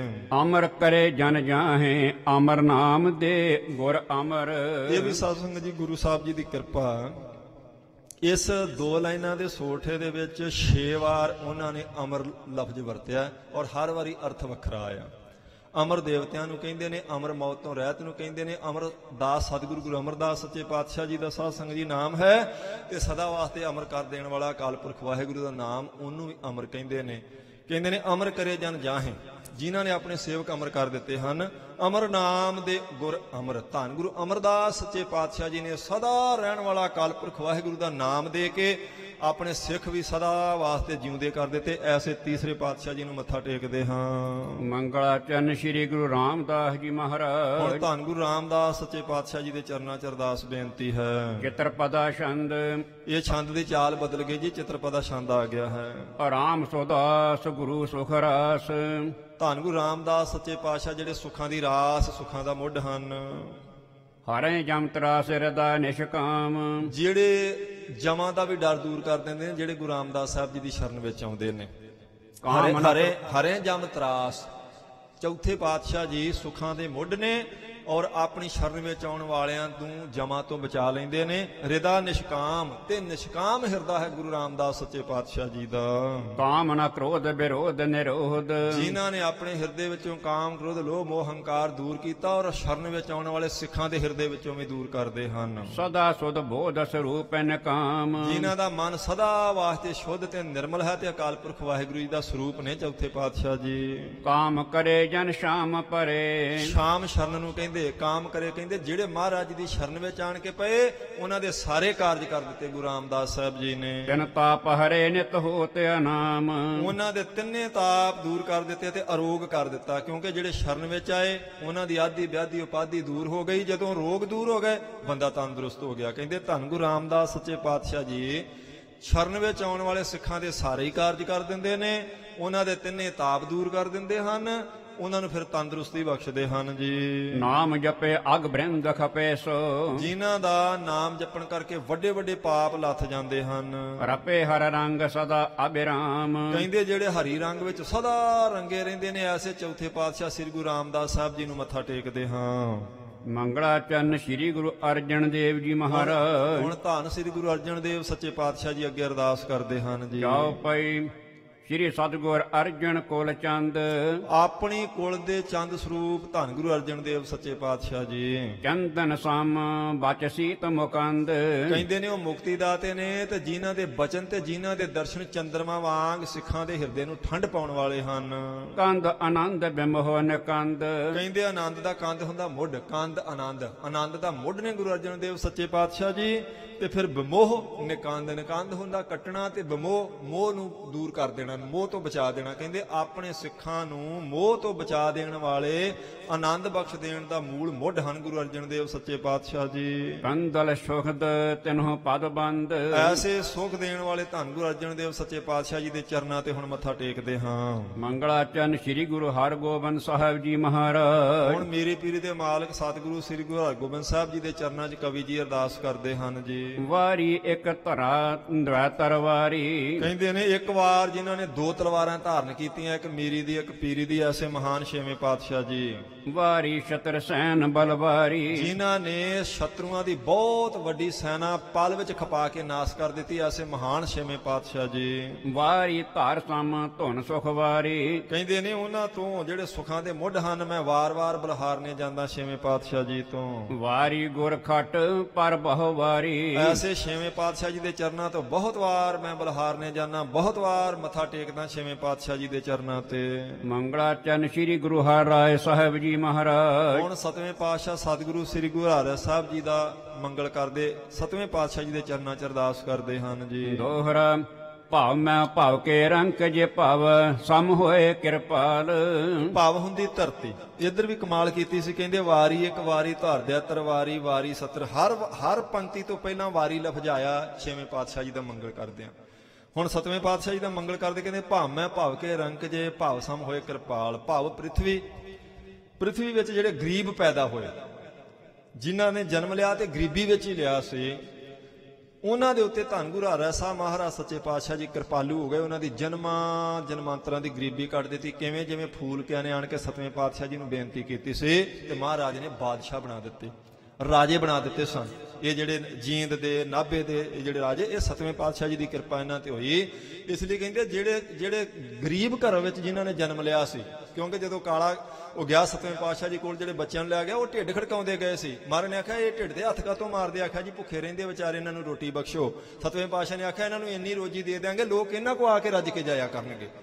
ਹੁਣ ਕਹਿੰਦੇ ਧੰਨ ਗੁਰੂ ਹਰਿ ਸਾਹਿਬ ਮਹਾਰਾਜ ਜਿਨ੍ਹਾਂ ਨੇ ਗਰੀਬਾਂ ਦੀ ਕੰਗਾਲਤਾ ਦੂਰ ਕਰ ਦਿੱਤੀ, ਐਸੇ ਮਹਾਨ ਸਤਵੇਂ ਪਾਤਸ਼ਾਹ ਜੀ ਦੇ ਚਰਨਾਂ ਤੇ ਸਿਰ ਰੱਖਦੇ ਹਾਂ। ਪਾਲਕ ਪ੍ਰਿਥਵੀ ਕੇ ਕਰੇ ਸ੍ਰੀ ਹਰਿ ਰਾਏ ਰਸਾਲ, ਰਸਾਂ ਤੇ ਸੁਖਾਂ ਦੇ ਘਰ ਸਤਿਗੁਰੂ ਸ੍ਰੀ ਗੁਰੂ ਹਰਿ ਸਾਹਿਬ ਮਹਾਰਾਜ ਸੱਚੇ ਪਾਤਸ਼ਾਹ ਜੀ ਨੇ ਜਿਨ੍ਹਾਂ ਨੂੰ ਪ੍ਰਿਥਵੀ ਪਾਲਕ ਬਣਾ ਦਿੱਤਾ। ਜਿਹੜੇ ਗਰੀਬ ਸਨ, ਜਿਨ੍ਹਾਂ ਨੂੰ ਮੰਗਿਆ ਪ੍ਰਸ਼ਾਦਾ ਨਹੀਂ ਸੀ ਮਿਲਦਾ, ਉਹਨਾਂ ਨੂੰ ਰਾਜ ਬਾਦਸ਼ਾਹੀਆਂ ਤੇ ਰਾਜ ਬਖਸ਼ ਦਿੱਤੇ, ਧਰਤੀ ਦੇ ਮਾਲਕ ਬਣਾ ਦਿੱਤਾ। ਐਸੇ ਮਹਾਨ ਸਤਵੇਂ ਪਾਤਸ਼ਾਹ ਜੀ ਨੂੰ ਮੱਥਾ ਟੇਕਦੇ ਹਾਂ ਜੀ। ਮੰਗਲਾਚਰਨ ਸ੍ਰੀ ਗੁਰੂ ਹਰਿਕ੍ਰਿਸ਼ਨ ਸਾਹਿਬ ਜੀ ਮਹਾਰਾਜ, ਹੁਣ ਬਾਲਾ ਪ੍ਰੀਤਮ ਸਤਿਗੁਰੂ ਸ੍ਰੀ ਗੁਰੂ ਹਰਿਕ੍ਰਿਸ਼ਨ ਸਾਹਿਬ ਜੀ ਦੇ ਅੱਗੇ ਅਰਦਾਸ ਕਰਦੇ, ਜਿਨ੍ਹਾਂ ਦਾ ਕੱਲ ਨੂੰ ਅਵਤਾਰ ਪੁਰਬ ਹੈ ਜੀ। ਕੱਲ ਨੂੰ ਅਵਤਾਰ ਪੁਰਬ 8ਵੇਂ ਪਾਤਸ਼ਾਹ ਜੀ ਦਾ। ਦਿਨ ਦੇ ਦਿਨ ਹੀ ਕੱਲ ਨੂੰ ਸ੍ਰੀ ਅਖੰਡ ਪਾਠ ਸਾਹਿਬ ਜੀ ਦੇ ਭੋਗ ਪਾਏ ਜਾਣਗੇ। ਸਵੇਰੇ 10:30 ਵਜੇ ਅਰਦਾਸ ਹੋਵੇਗੀ। ਜਿਨ੍ਹਾਂ ਸੰਗਤਾਂ ਕੋਲੇ ਸਮਾਂ ਹੋਵੇ ਜ਼ਰੂਰ ਸਵੇਰੇ ਗੁਰੂ ਘਰ ਆਣ ਕੇ 8ਵੇਂ ਪਾਤਸ਼ਾਹ ਜੀ ਦੀਆਂ ਆਪਾਂ ਖੁਸ਼ੀਆਂ ਪ੍ਰਾਪਤ ਕਰਨੀਆਂ। ਕਿਉਂਕਿ ਜਦੋਂ ਗੁਰਪੁਰਬ ਹੁੰਦਾ ਸਾਧ ਸੰਗਤ ਜੀ, ਅਸਲ ਵਿੱਚ ਗੁਰਪੁਰਬ ਤੇ ਮਹਾਰਾਜ ਜੀ ਦੇ ਪਰਉਪਕਾਰਾਂ ਨੂੰ ਦੁਹਰਾ ਕੇ ਚੇਤੇ ਕਰਕੇ ਆਪਾਂ ਗੁਰੂ ਸਾਹਿਬ ਜੀ ਦੀਆਂ ਖੁਸ਼ੀਆਂ ਲੈਣੀਆਂ ਹੁੰਦੀਆਂ ਨੇ। ਇਸ ਕਰਕੇ ਗੁਰਪੁਰਬ ਮਨਾਏ ਜਾਂਦੇ ਨੇ। ਉਹ 8ਵੇਂ ਪਾਤਸ਼ਾਹ ਸਰੀਰਕ ਉਮਰ ਜਿਨ੍ਹਾਂ ਦੀ 10 ਪਾਤਸ਼ਾਹਾਂ ਵਿੱਚ ਸਭ ਤੋਂ ਘੱਟ ਸੀ, 10 ਪਾਤਸ਼ਾਹਾਂ ਵਿੱਚ ਸਭ ਤੋਂ ਛੋਟੀ ਉਮਰ ਦੇ ਧੰਨ ਗੁਰੂ ਹਰਿਕ੍ਰਿਸ਼ਨ ਸਾਹਿਬ ਮਹਾਰਾਜ ਸੱਚੇ ਪਾਤਸ਼ਾਹ ਜੀ ਨੇ। ਪਰ ਜਦੋਂ ਉਹਨਾਂ ਦੀ ਸਮਰੱਥਾ ਤੇ ਉਹਨਾਂ ਦੀ ਬਖਸ਼ਿਸ਼, ਉਹਨਾਂ ਦੀ ਕਿਰਪਾ ਦੇਖਦੇ ਆ, ਉਹੀ ਜੋਤ ਸੀ ਜਿਹੜੀ ਗੁਰੂ ਨਾਨਕ ਪਾਤਸ਼ਾਹ ਜੀ 'ਚ, ਉਹੀ ਕਰਤੱਵ ਸਨ ਜਿਹੜੇ ਗੁਰੂ ਨਾਨਕ ਪਾਤਸ਼ਾਹ ਜੀ ਦੇ ਨੇ, ਉਹੀ ਬਖਸ਼ਾਂ ਕੀਤੀਆਂ ਜਿਹੜੀਆਂ 7 ਸਰੂਪਾਂ ਤੱਕ ਕੀਤੀਆਂ ਨੇ। ਕਿਸੇ ਤਰ੍ਹਾਂ ਵੀ ਸਮਰੱਥਾ ਵਿੱਚ ਤੇ ਬਚਨਾਂ ਦੀ ਤਾਕਤ ਵਿੱਚ ਘੱਟ ਨਹੀਂ ਨੇ 8ਵੇਂ ਪਾਤਸ਼ਾਹ ਜੀ, ਭਾਵੇਂ ਉਮਰ ਛੋਟੀ ਹੈ। ਕਿਉਂਕਿ ਕਿਸੇ ਦੇ ਮਨ 'ਚ ਆ ਸਕਦਾ ਵਿਚਾਰ ਵੀ ਇੰਨੀ ਛੋਟੀ ਉਮਰ ਤੇ ਏਡੇ ਵੱਡੇ ਮਹਾਨ ਸਤਿਗੁਰੂ ਜਣਾ ਦਿੱਤਾ 8ਵੇਂ ਪਾਤਸ਼ਾਹ ਜੀ ਨੇ, ਜਣਾ ਦਿੱਤਾ ਸੀ। ਰਾਜੇ ਜੈ ਸਿੰਘ ਨੇ ਵੀ ਸਾਧ ਸੰਗਤ ਜੀ ਥੋੜਾ ਕੁ ਸ਼ੰਕਾ ਕੀਤਾ ਸੀ ਵੀ ਮਹਾਰਾਜ ਜੀ ਦੀ ਖੇਲਣ ਦੀ ਉਮਰ ਹੈ, ਕੀ 5.25 ਸਾਲ ਦੀ ਉਮਰ ਸੀ ਜਦੋਂ ਤਖਤ ਤੇ ਸੁਭਾਇਮਾਨ ਹੋਏ ਸਤਿਗੁਰੂ ਸ੍ਰੀ ਗੁਰੂ ਹਰਿਕ੍ਰਿਸ਼ਨ ਸਾਹਿਬ ਮਹਾਰਾਜ, ਤੇ ਸਿਰਫ ਇਹ ਦੇਖਣ ਵਾਸਤੇ ਵੀ ਉਨੇ ਹੀ ਸਮਰੱਥ ਨੇ। ਰਾਜੇ ਜੈ ਸਿੰਘ ਨੇ ਇੱਕ ਮਨ ਵਿੱਚ ਸਾਧ ਸੰਗਤ ਜੀ ਵਿਚਾਰ ਕੀਤਾ ਸੀ, ਆਪਣੀ ਪਟਰਾਣੀ ਨੂੰ ਆਖਿਆ ਵੀ ਤੂੰ ਗੋਲੀਆਂ ਵਾਲੇ ਕੱਪੜੇ ਪਾ ਕੇ ਤੇ ਗੋਲੀਆਂ ਵਿੱਚ ਜਾ ਕੇ ਬੈਠ ਜਾਣਾ, ਤੇ 2-4 ਗੋਲੀਆਂ ਨੂੰ ਸੋਹਣੇ ਕੱਪੜੇ ਪਵਾ ਕੇ ਅੱਗੇ ਬਿਠਾ ਦਿੱਤਾ ਸੀ। ਤੇ 8ਵੇਂ ਪਾਤਸ਼ਾਹ ਜੀ ਨੂੰ ਆਖਿਆ ਜੀ ਆਪ ਜੀ ਦੱਸੋ ਪਟਰਾਣੀ ਕਿਹੜੀ ਹੈ? ਤੇ ਮਹਾਰਾਜ ਜੀ ਦੇ ਹੱਥ ਵਿੱਚ ਜਿਹੜੀ ਛੜੀ ਸੀ ਉਹ ਜਾ ਕੇ ਪਟਰਾਣੀ ਦੇ ਸਿਰ ਤੇ ਲਾ ਕੇ ਤੇ ਆਖਿਆ ਸੀ ਇਹ ਪਟਰਾਣੀ ਆ, ਪਰ ਤੁਸੀਂ ਦੱਸੋ ਬਈ ਤੁਸੀਂ ਚਾਹੁੰਦੇ ਜੇ ਭਈ ਇਹ ਦਲਿੱਦਰਤਾ ਹੈ, ਗਰੀਬੀ ਤੁਹਾਡੇ ਕੋਲ ਆ ਜਾਵੇ ਜਿਹੜੀ ਤੁਸੀਂ ਗੁਰੂ ਦੀ ਸਮਰੱਥਾ ਅੱਜ ਚੈੱਕ ਕਰਦੇ ਪਏ ਜੇ, ਤੁਸੀਂ ਪਰਖ ਕਰਦੇ ਪਏ ਜੇ ਗੁਰੂ ਦੀ, ਆ ਗਰੀਬਾਂ ਵਾਲੇ ਕੱਪੜੇ ਪਾ ਕੇ, ਤੇ ਤੁਸੀਂ ਚਾਹੁੰਦੇ ਸਦਾ ਵਾਸਤੇ ਤੁਹਾਡੇ ਖਾਨਦਾਨ ਚ ਗਰੀਬ ਪੈਰਾਂ ਮਹਾਰਾਜ ਜੀ ਦੇ ਚਰਨਾਂ ਤੇ ਡਿੱਗ ਪਏ ਸਨ ਦੋਵੇਂ ਜੀ, ਰਾਜਾ ਜੈ ਸਿੰਘ ਤੇ ਪਟਰਾਣੀ। ਮਹਾਰਾਜ ਭੁੱਲ ਹੋ ਗਈ, ਗਲਤੀ ਹੋ ਗਈ, ਸਾਨੂੰ ਮਾਫ ਕਰ ਦਿਓ। 8ਵੇਂ ਪਾਤਸ਼ਾਹ ਨੇ ਆਖਿਆ ਕਦੀ ਗੁਰੂ ਦੀ ਪਰਖ ਨਹੀਂ ਕਰੀਦੀ ਗੁਰਮੁਖੋ, ਜੇ ਮੱਥਾ ਟੇਕ ਦਿੱਤਾ ਫਿਰ ਸ਼ੰਕਾ ਕਰਨ ਦੀ ਗੁੰਜਾਇਸ਼ ਨਹੀਂ ਹੁੰਦੀ, ਸਲਾਮ ਜਵਾਬ ਦੋਵੇਂ ਕਰੇ ਮੁੱਢੋਂ ਕੁੱਥਾ ਜਾਏ। ਮਹਾਰਾਜ ਜੀ ਦੀ ਬਾਣੀ ਦੇ ਬਚਨ ਕਹਿੰਦੇ ਮੱਥਾ ਵੀ ਟੇਕੀਏ ਸ਼ੱਕ ਵੀ ਕਰੀਏ, ਉਹ ਤਾਂ ਬੰਦਾ ਜੜ੍ਹਾਂ ਹੀ ਵੱਢ ਬੈਠਾ ਆਪਣੀਆਂ, ਉਹਨੇ ਤੇ ਮੁੱਢ ਤਿਆਰੀ ਫੇਰ ਲਈ। ਜਾਂ ਮੱਥਾ ਨਾ ਟੇਕੋ, ਜੇ ਮੱਥਾ ਟੇਕ ਦਿੱਤਾ ਫਿਰ ਸ਼ੰਕੇ ਦੀ ਗੁੰਜਾਇਸ਼ ਨਹੀਂ ਹੁੰਦੀ ਗੁਰਮੁਖੋ। ਫਿਰ ਜੋ ਗੁਰੂ ਸਾਹਿਬ ਜੀ ਹੈ ਉਹ ਸਮਰੱਥ ਨੇ, ਫਿਰ ਸਾਨੂੰ ਤੇ ਸ਼ੰਕਾ ਕਰਨ ਦੀ ਜ਼ਰੂਰਤ ਵੀ ਨਹੀਂ। ਉਹ ਤਾਂ ਮਹਾਨ ਦਸੇ ਪਾਤਸ਼ਾਹੀਆਂ 10 ਸਰੂਪਾਂ ਤੱਕ ਦੇਖੋ ਗੁਰੂ ਸਾਹਿਬ ਜੀ ਦੇ ਕੌਤਕ, ਤੇ ਫਿਰ 10ਵੇਂ ਸਰੂਪ 'ਚ ਜਾ ਕੇ ਪ੍ਰਕਰਮਾ ਕਰਕੇ ਧੰਨ ਸਤਿਗੁਰੂ ਸ੍ਰੀ ਗੁਰੂ ਗ੍ਰੰਥ ਸਾਹਿਬ ਜੀ ਨੇ ਜਦੋਂ ਕਲਗੀਧਰ ਪਾਤਸ਼ਾਹ ਜੀ ਨੇ ਮੱਥਾ ਟੇਕ ਦਿੱਤਾ, ਨਾਲੇ ਆਖ ਦਿੱਤਾ ਸਭ ਸਿੱਖਣ ਕੋ ਹੁਕਮ ਹੈ ਗੁਰੂ ਮਾਨਿਓ ਗ੍ਰੰਥ, ਤੇ ਸ਼ੰਕਾ ਕਿੱਥੇ ਰਹਿ ਗਿਆ ਗੁਰਮੁਖੋ? ਜੇ ਫਿਰ ਵੀ ਆਪਣੇ ਮਨ 'ਚ ਕੋਈ ਸ਼ੰਕਾ ਹੋਵੇ ਤੇ ਫਿਰ ਆਪਾਂ ਕਾਹਦੇ ਸਿੱਖ ਹਾਂ? ਬਸ ਉਹਨਾਂ ਸ਼ੰਕਿਆਂ ਤੋਂ ਬਚਣ ਲਈ ਆ ਸੰਗਤ ਕਰੀਦੀ ਹੈ, ਇਸ ਕਰਕੇ ਚੱਲ ਕੇ ਆਈਦਾ ਸੰਗਤ ਵਿੱਚ, ਤਾਂ ਸੰਗਤ ਭਲਾ ਕਰਦੀ ਗੁਰਮੁਖੋ। ਇਸ ਕਰਕੇ ਸੰਗਤ ਨੂੰ ਇੰਨਾ ਮਹਾਨ ਦੱਸਿਆ। ਇਸ ਲਈ ਕਹਿੰਦੇ ਨੇ ਵੀ ਸੰਗਤ ਗੁਰਮੁਖੋ ਬੇੜੇ ਪਾਰ ਕਰ ਦਿੰਦੀ ਹੈ, ਕਿਉਂਕਿ ਸੰਗਤ ਵਿੱਚ ਆਣ ਕੇ ਇਸ ਗੱਲ ਦੀ ਸੋਝੀ ਆਉਂਦੀ ਵੀ ਗੁਰੂ ਸਾਹਿਬ ਜੀ ਤੇ ਸ਼ੰਕਾ ਨਹੀਂ ਕਰੀਦਾ ਗੁਰਮੁਖੋ। ਉਹ ਮਹਾਨ 8ਵੇਂ ਪਾਤਸ਼ਾਹ ਜੀ, ਉਹ ਮਹਾਨ 8ਵੇਂ ਪਾਤਸ਼ਾਹ ਜੀ ਨੂੰ ਹੁਣ ਮੱਥਾ ਟੇਕਦੇ। ਉਹਨਾਂ ਦਾ ਕੱਲ ਨੂੰ ਸਾਧ ਸੰਗਤ ਜੀ ਅਵਤਾਰ ਪੁਰਬ ਹੈ, ਧੰਨ ਗੁਰੂ ਹਰਿਕ੍ਰਿਸ਼ਨ ਸਾਹਿਬ ਜੀ, ਉਹਨਾਂ ਦੀ ਬਾਬਤ ਕੱਲ ਨੂੰ ਦੀਵਾਨ ਸੱਜਣਗੇ। ਆਪਾਂ ਹੋਰ ਮਹਾਰਾਜ ਸੱਚੇ ਪਾਤਸ਼ਾਹ ਜੀ ਦੀ ਵਡਿਆਈ ਕਰਾਂਗੇ ਕਥਾ ਰੂਪ ਵਿੱਚ, ਗੁਰਮਤਿ ਵਿਚਾਰਾਂ ਦੁਆਰਾ ਧੰਨ ਗੁਰੂ ਹਰਿਕ੍ਰਿਸ਼ਨ ਸਾਹਿਬ ਸੱਚੇ ਪਾਤਸ਼ਾਹ ਜੀ ਦੀਆਂ ਖੁਸ਼ੀਆਂ ਪ੍ਰਾਪਤ ਕਰਾਂਗੇ।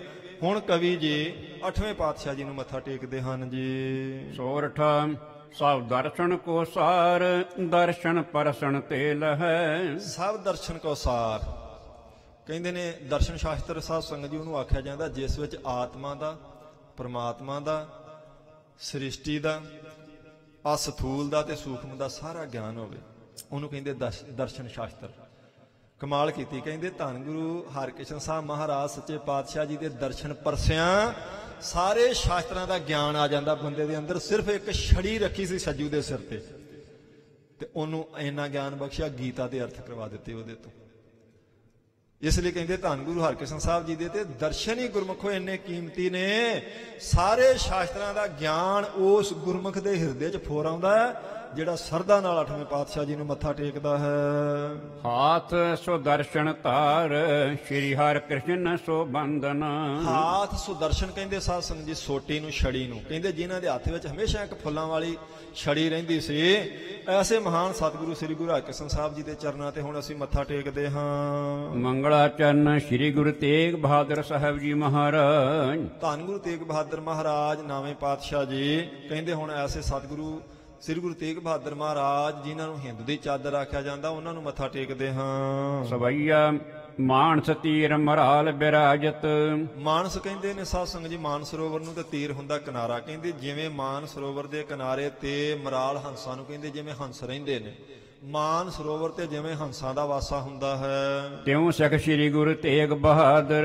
ਇਸੇ ਤਰ੍ਹਾਂ ਗੁਰੂ ਤੇਗ ਬਹਾਦਰ ਸਾਹਿਬ ਜੀ ਦੇ ਦੁਆਲੇ ਦੁਆਲੇ ਸਿੱਖ ਸੰਗਤਾਂ ਰਹਿੰਦੀਆਂ ਨੇ। ਸਮਝ ਲਓ ਗੁਰੂ ਤੇਗ ਬਹਾਦਰ ਸਾਹਿਬ ਜੀ ਮਾਨ ਸਰੋਵਰ ਨੇ, ਤੇ ਜਿਹੜੇ ਸਿੱਖ ਨੇ ਉਹ ਪਰਮਹੰਸ ਨੇ, ਬ੍ਰਹਮ ਗਿਆਨੀ ਨੇ, ਮਹਾਰਾਜ ਜੀ ਦੀ ਸੇਵਾ ਵਿੱਚੋਂ ਜਿਨ੍ਹਾਂ ਨੇ ਬ੍ਰਹਮ ਗਿਆਨ ਪ੍ਰਾਪਤ ਕੀਤਾ। ਜਿਵੇਂ ਮਾਨ ਸਰੋਵਰ ਤੇ ਹੰਸਾਂ ਦਾ ਜੰਮ ਘਟਾ ਲੱਗਾ ਹੁੰਦਾ, ਇਵੇਂ ਗੁਰੂ ਤੇਗ ਬਹਾਦਰ ਸਾਹਿਬ ਜੀ ਦੇ ਦੁਆਲੇ ਆਤਮ ਗਿਆਨੀਆਂ ਦਾ, ਗੁਰਮੁਖ ਸਿੱਖਾਂ ਦਾ ਹਰ ਵੇਲੇ ਸਾਧ ਸੰਗਤ ਦੀ ਜੋੜ ਮੇਲਾ ਬਣਿਆ ਰਹਿੰਦਾ ਸੀ। ਮਾਨਸ ਮੈਂ ਧਰ ਧਿਆਨ ਨਮੋ ਕਰ। ਆਪਣੇ ਮਨ ਵਿੱਚ ਕਹਿੰਦੇ ਨੇ ਧਿਆਨ ਧਰ ਕੇ ਗੁਰੂ ਤੇਗ ਬਹਾਦਰ ਸਾਹਿਬ ਜੀ ਦਾ ਤੇ ਉਹਨਾਂ ਨੂੰ ਨਮਸਕਾਰ ਕਰੋ। ਰਾਖਬ ਧਰਮ ਵਿਸਾਲ ਬਹਾਦਰ। ਜਿਨ੍ਹਾਂ ਨੇ ਕਿਸੇ ਦਾ ਧਰਮ ਰੱਖਣ ਵਾਸਤੇ ਇੰਨੀ ਬਹਾਦਰੀ ਦਿਖਾਈ, ਆਪਣੇ ਨਾਮ ਨੂੰ ਸਫਲਾ ਕਰ ਦਿੱਤਾ। ਤੇਗ ਬਹਾਦਰ ਜਿਨ੍ਹਾਂ ਦਾ ਨਾਮ ਸੀ, ਆਪਣਾ ਸੀਸ ਦੇ ਕੇ ਕਿਸੇ ਦਾ ਡੁੱਬਦਾ ਹੋਇਆ ਧਰਮ ਬਚਾ ਲਿਆ ਧੰਨ ਗੁਰੂ ਤੇਗ ਬਹਾਦਰ ਸਾਹਿਬ ਜੀ ਨੇ। ਮਾਨਸ ਦਾਹਿਨ ਜੇ ਬਿਦ ਦਾਹਿਨ। ਕਹਿੰਦੇ ਨੇ ਧੰਨ ਗੁਰੂ ਤੇਗ ਬਹਾਦਰ ਸੱਚੇ ਪਾਤਸ਼ਾਹ ਜੀ ਜਿਹੜੇ ਦੁੱਖਾਂ ਨੂੰ ਸਾੜਨ ਵਾਲੇ ਨੇ ਤੇ ਜਿਸ ਦੇ ਪੱਖ ਵਿੱਚ ਖੜ ਜਾਣ। ਦਾਹਨ ਦਾ ਅਰਥ ਹੁੰਦਾ ਸੱਜਾ, ਸੱਜੇ ਦਾ ਅਰਥ ਹੁੰਦਾ ਜਿਹੜਾ ਆਪਣੇ ਸੱਜੇ ਪਾਸੇ ਆ ਗਿਆ ਸਮਝ ਲਓ ਇਹ ਆਪਣੇ ਪੱਖ 'ਚ ਹੈ ਭਾਈ। ਕਹਿੰਦੇ ਜਿਸ ਦੇ ਪੱਖ ਵਿੱਚ ਗੁਰੂ ਤੇਗ ਬਹਾਦਰ ਮਹਾਰਾਜ ਸੱਚੇ ਪਾਤਸ਼ਾਹ ਜੀ ਹੋ ਜਾਣ। ਦਾਹਿਨ ਦੋਸ਼ਨ ਹੋਤ ਸੁਹਾਦਰ। ਕਹਿੰਦੇ ਨੇ ਮਾਨਸ ਦਾਹਨ ਜੇ ਬਿੱਧ ਦਾਹਨ, ਬਿੱਧ ਕਹਿੰਦੇ ਬ੍ਰਹਮੇ ਨੂੰ। ਕਹਿੰਦੇ ਜਿਸ ਦੇ ਪੱਖ ਵਿੱਚ ਜਿਸ ਦੇ ਸਿਰ ਤੇ ਗੁਰੂ ਤੇਗ ਬਹਾਦਰ ਮਹਾਰਾਜ ਜੀ ਹੱਥ ਰੱਖ ਦੇਣਗੇ, ਬ੍ਰਹਮਾ ਵੀ ਉਹਦੇ ਵੱਲ ਹੋ ਜਾਵੇਗਾ, ਸ਼ਿਵ ਵੀ ਉਹਦੇ ਵੱਲ ਹੋ ਜਾਏਗਾ, ਜਿੰਨੇ ਦੇਵੀ ਦੇਵਤੇ ਸੂਰਜ ਚੰਦਰਮਾ ਸਾਰੇ ਹੀ ਉਹਦੇ ਸੇਵਕ ਹੋ ਜਾਣਗੇ ਜਿਸ ਦੇ ਸਿਰ ਤੇ ਨਾਵੇਂ ਪਾਤਸ਼ਾਹ ਜੀ ਹੱਥ ਰੱਖ ਦੇਣਗੇ। ਭਾਵ ਕੋਈ ਦੁਨੀਆ ਦੀ ਤਾਕਤ ਭਾਵੇਂ ਪ੍ਰਗਟ ਭਾਵੇਂ ਗੁਪਤ ਹੈ, ਉਹ ਮੁੜ ਕੇ ਫਿਰ ਆਕੀ ਨਹੀਂ ਹੋ ਸਕਦੀ ਉਸ ਤੋਂ ਜਿਸ ਦੇ ਵੱਲ ਗੁਰੂ ਤੇਗ ਬਹਾਦਰ ਮਹਾਰਾਜ ਜੀ ਹੋ ਜਾਣਗੇ। ਕਹਿੰਦੇ ਨੇ ਮਾਨਸ ਦਾਹਨ ਸੇ ਜੇ ਬਿਦ ਦਾਹਨ, ਦਾਹਨ ਦੋਸ਼ਨ ਹੋਤ ਸੁਹਾਜਰ। ਤੇ ਜਿੱਥੇ ਵੀ ਗੁਰੂ ਤੇਗ ਬਹਾਦਰ ਮਹਾਰਾਜ ਜੀ ਨੂੰ ਕਿਸੇ ਨੇ ਚੇਤੇ ਕਰ ਲਿਆ, ਉਹਦਾ ਦੁੱਖ ਕੱਟਣ ਲਈ ਉਸੇ ਵੇਲੇ ਹਾਜ਼ਰ ਹੋ ਗਏ। ਭਾਵੇਂ ਉਹ ਗੁਰਮੁਖ ਪਿਆਰਾ ਮੱਖਣ ਸ਼ਾਹ ਲਬਾਣਾ ਸੀ, ਸਮੁੰਦਰ ਵਿੱਚ ਉਹਨੇ ਅਰਦਾਸ ਕੀਤੀ ਤੇ ਬਾਬੇ ਬਕਾਲੇ ਬੈਠਿਆਂ ਨੇ ਉਹਦਾ ਬੇੜਾ ਬੰਨੇ ਲਾ ਦਿੱਤਾ ਜੀ। ਮਾਨ ਸਹੀ ਜਿਮ ਸੀਖ ਕਹੀ। ਕਹਿੰਦੇ ਜਿਵੇਂ ਗੁਰੂ ਤੇਗ ਬਹਾਦਰ ਜੀ ਨੇ ਬਚਨ ਕੀਤੇ ਉਹਨਾਂ ਨੂੰ ਸੱਚ ਕਰਕੇ ਮੰਨਿਓ ਗੁਰਮੁਖੋ, ਕਦੀ ਸ਼ੰਕਾ ਨਾ ਕਰਿਓ। ਮਾਨ ਸਹੀ ਜਿਮ ਸੀਖ ਕਹੀ, ਜਿਵੇਂ ਸਿੱਖਿਆ ਦਿੱਤੀ ਹੈ ਗੁਰੂ ਤੇਗ ਬਹਾਦਰ ਮਹਾਰਾਜ ਜੀ ਨੇ ਉਹਨੂੰ ਸੱਚ ਮੰਨਣਾ। ਰਾਮ ਸਿਮਰ ਰਿਹਾ ਤੇਰਾ ਕਾਜ ਹੈ। ਜੇ ਮਹਾਰਾਜ ਨੇ ਆਖਣਾ ਤੇਰੇ ਕੰਮ ਸਿਮਰਨ ਕੀਤਾ ਆਵੇਗਾ, ਇਹਨੂੰ ਸੱਚ ਕਰਕੇ ਮੰਨ ਲਓ। ਗੁਰੂ ਤੇਗ ਬਹਾਦਰ ਸਾਹਿਬ ਜੀ ਦਾ ਇੱਕ ਇੱਕ ਬਚਨ ਸੱਚ ਕਰਕੇ ਮੰਨਣਾ ਜੀ। ਸਤਨਾਮ ਭਜੋ ਮਿਲ ਸੰਤ ਮਹਾਦਰ। ਕਹਿੰਦੇ ਸੰਤਾਂ ਦੀ ਸੰਗਤ, ਗੁਰਮੁਖਾਂ ਦੀ ਸੰਗਤ ਵਿੱਚ ਬੈਠ ਕੇ ਸਤਨਾਮ ਸ੍ਰੀ ਵਾਹਿਗੁਰੂ ਜੀ ਦਾ ਭਜਨ ਕਰਨਾ, ਇਹ ਗੁਰੂ ਤੇਗ ਬਹਾਦਰ ਸਾਹਿਬ ਜੀ ਨੇ ਆਖਿਆ ਹੈ। ਮੰਗਲਾਚਰਨ ਸ੍ਰੀ ਗੁਰੂ ਗੋਬਿੰਦ ਸਿੰਘ ਜੀ ਮਹਾਰਾਜ। ਹੁਣ 10ਵੇਂ ਪਾਤਸ਼ਾਹ ਚੋਜੀ ਪ੍ਰੀਤਮ ਧੰਨ ਧੰਨ ਸਤਿਗੁਰੂ ਸ੍ਰੀ ਗੁਰੂ ਗੋਬਿੰਦ ਸਿੰਘ ਮਹਾਰਾਜ ਜੀ ਦੇ ਅੱਗੇ ਅਰਦਾਸ ਕਰਦੇ ਹਨ ਜੀ। ਚੌਪਈ ਵਾਰਾ ਤੁਰਕਨ ਤੇਜ ਅਪਾਰ। ਜਿਨ੍ਹਾਂ ਨੇ ਤੁਰਕਾਂ ਦਾ ਐਡਾ ਤੇਜ ਪ੍ਰਤਾਪ ਖਤਮ ਕਰਕੇ ਰੱਖ ਦਿੱਤਾ, ਨਸ਼ਟ ਕਰ ਦਿੱਤਾ, ਉਹਨਾਂ ਦਾ 850 ਸਾਲ ਤੋਂ ਚੱਲਿਆ ਆਉਂਦਾ ਜਿਹੜਾ ਰਾਜ ਭਾਗ ਸੀ, ਐਸੇ ਮਹਾਨ ਗੁਰੂ ਗੋਬਿੰਦ ਸਿੰਘ ਸਾਹਿਬ ਜੀ। ਪਾਰਾ ਧਰਮ ਹਿੰਦ ਵਿਸਤਾਰ। ਕਹਿੰਦੇ ਜਿਹੜੇ ਧਰਮ ਦੇ ਪਾਲਕ ਨੇ ਤੇ ਹਿੰਦੂ ਧਰਮ ਨੂੰ ਬਚਾ ਕੇ ਜਿਨ੍ਹਾਂ ਨੇ ਹਿੰਦੂ ਧਰਮ ਦਾ ਵਿਸਤਾਰ ਕਰ ਦਿੱਤਾ। ਤੇ ਇਹ ਸੱਚੀ ਗੱਲ ਹੈ, ਜੇ ਮਹਾਰਾਜ ਗੁਰੂ ਤੇਗ ਬਹਾਦਰ ਸਾਹਿਬ ਜੀ ਨੂੰ ਨਹੀਂ ਤੋਰਦੇ ਕੁਰਬਾਨੀ ਲਈ 9 ਸਾਲ ਦੇ ਗੁਰੂ ਗੋਬਿੰਦ ਸਿੰਘ ਜੀ ਇਹ ਕਹਿ ਕੇ ਕਿ ਕੋਈ ਗੱਲ ਨਹੀਂ ਮਹਾਰਾਜ ਬਚਾਓ ਇਹਨਾਂ ਦਾ ਧਰਮ, ਅੱਜ ਦੁਨੀਆ ਉੱਤੇ ਸਾਧ ਸੰਗਤ ਜੀ ਹਿੰਦੂ ਧਰਮ ਕਦੀ ਦਿਸਦਾ ਨਾ। ਕਿਉਂਕਿ ਸਵਾ ਮਣ ਜਨੇਊ ਲਾ ਕੇ ਰੋਟੀ ਖਾਂਦੇ ਸੀ ਅਗਲੇ, ਉਹਨਾਂ ਸਹੁੰ ਖਾ ਲਈ ਸੀ ਵੀ ਖਤਮ ਹੀ ਕਰ ਦੇਣੇ ਨੇ ਧਰਤੀ ਤੋਂ। ਗੁਰੂ ਗੋਬਿੰਦ ਸਿੰਘ ਮਹਾਰਾਜ ਜੀ ਨੇ ਬਚਾਏ ਨੇ। 9 ਸਾਲ ਦੀ ਉਮਰ 'ਚ ਆਪਣੇ ਪਿਤਾ ਜੀ ਨੂੰ ਆਖਿਆ ਦਿਓ ਕੁਰਬਾਨੀ ਇਹਨਾਂ ਵਾਸਤੇ, ਜੇ ਆ ਗਏ ਨੇ ਤੇ ਬਚਾਈਏ ਆਪਾਂ ਇਹਨਾਂ ਦਾ ਧਰਮ।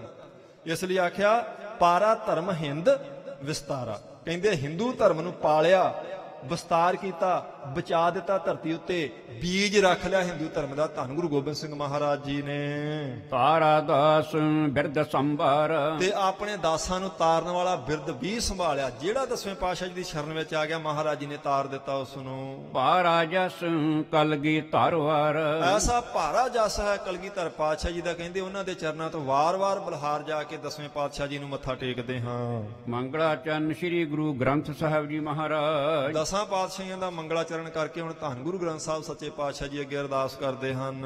ਹਾਨੀ ਗਨ ਬਿਗਨ ਹੋ ਸੁਖਦਾਨੀ। ਕਹਿੰਦੇ ਨੇ ਗੁਰੂ ਸਾਹਿਬ ਜੀ ਦੀ ਪਵਿੱਤਰ ਬਾਣੀ ਜਿਹੜੀ ਵੱਡੇ ਵੱਡੇ ਵਿਘਨਾਂ ਨੂੰ ਨਾਸ ਕਰ ਦਿੰਦੀ ਹੈ। ਦਾਨੀ ਜਿਸ ਹੈ ਸਰਾਹੇ ਸਮਾਨੀ। ਕਹਿੰਦੇ ਦਾਨੀ, ਦਾਨੇ ਦਾ ਮਤਲਬ ਹੁੰਦਾ ਸਿਆਣੇ। ਸਿਆਣੇ ਲੋਕ ਸਦੀਆਂ ਤੋਂ ਇਸ ਬਾਣੀ ਦੀ ਸਿਫਤ ਕਰਦੇ ਆਉਂਦੇ ਨੇ। ਇਸ ਬਾਣੀ ਦੁਆਰਾ ਅਕਾਲ ਪੁਰਖ ਵਾਹਿਗੁਰੂ ਦਾ ਜਸ ਕਰਦੇ ਆਉਂਦੇ ਹਨ। ਐਸੀ ਵਿਘਨਾਂ ਨੂੰ ਨਾਸ ਕਰਨ ਵਾਲੀ ਇਹ ਗੁਰੂ ਕੀ ਬਾਣੀ ਹੈ।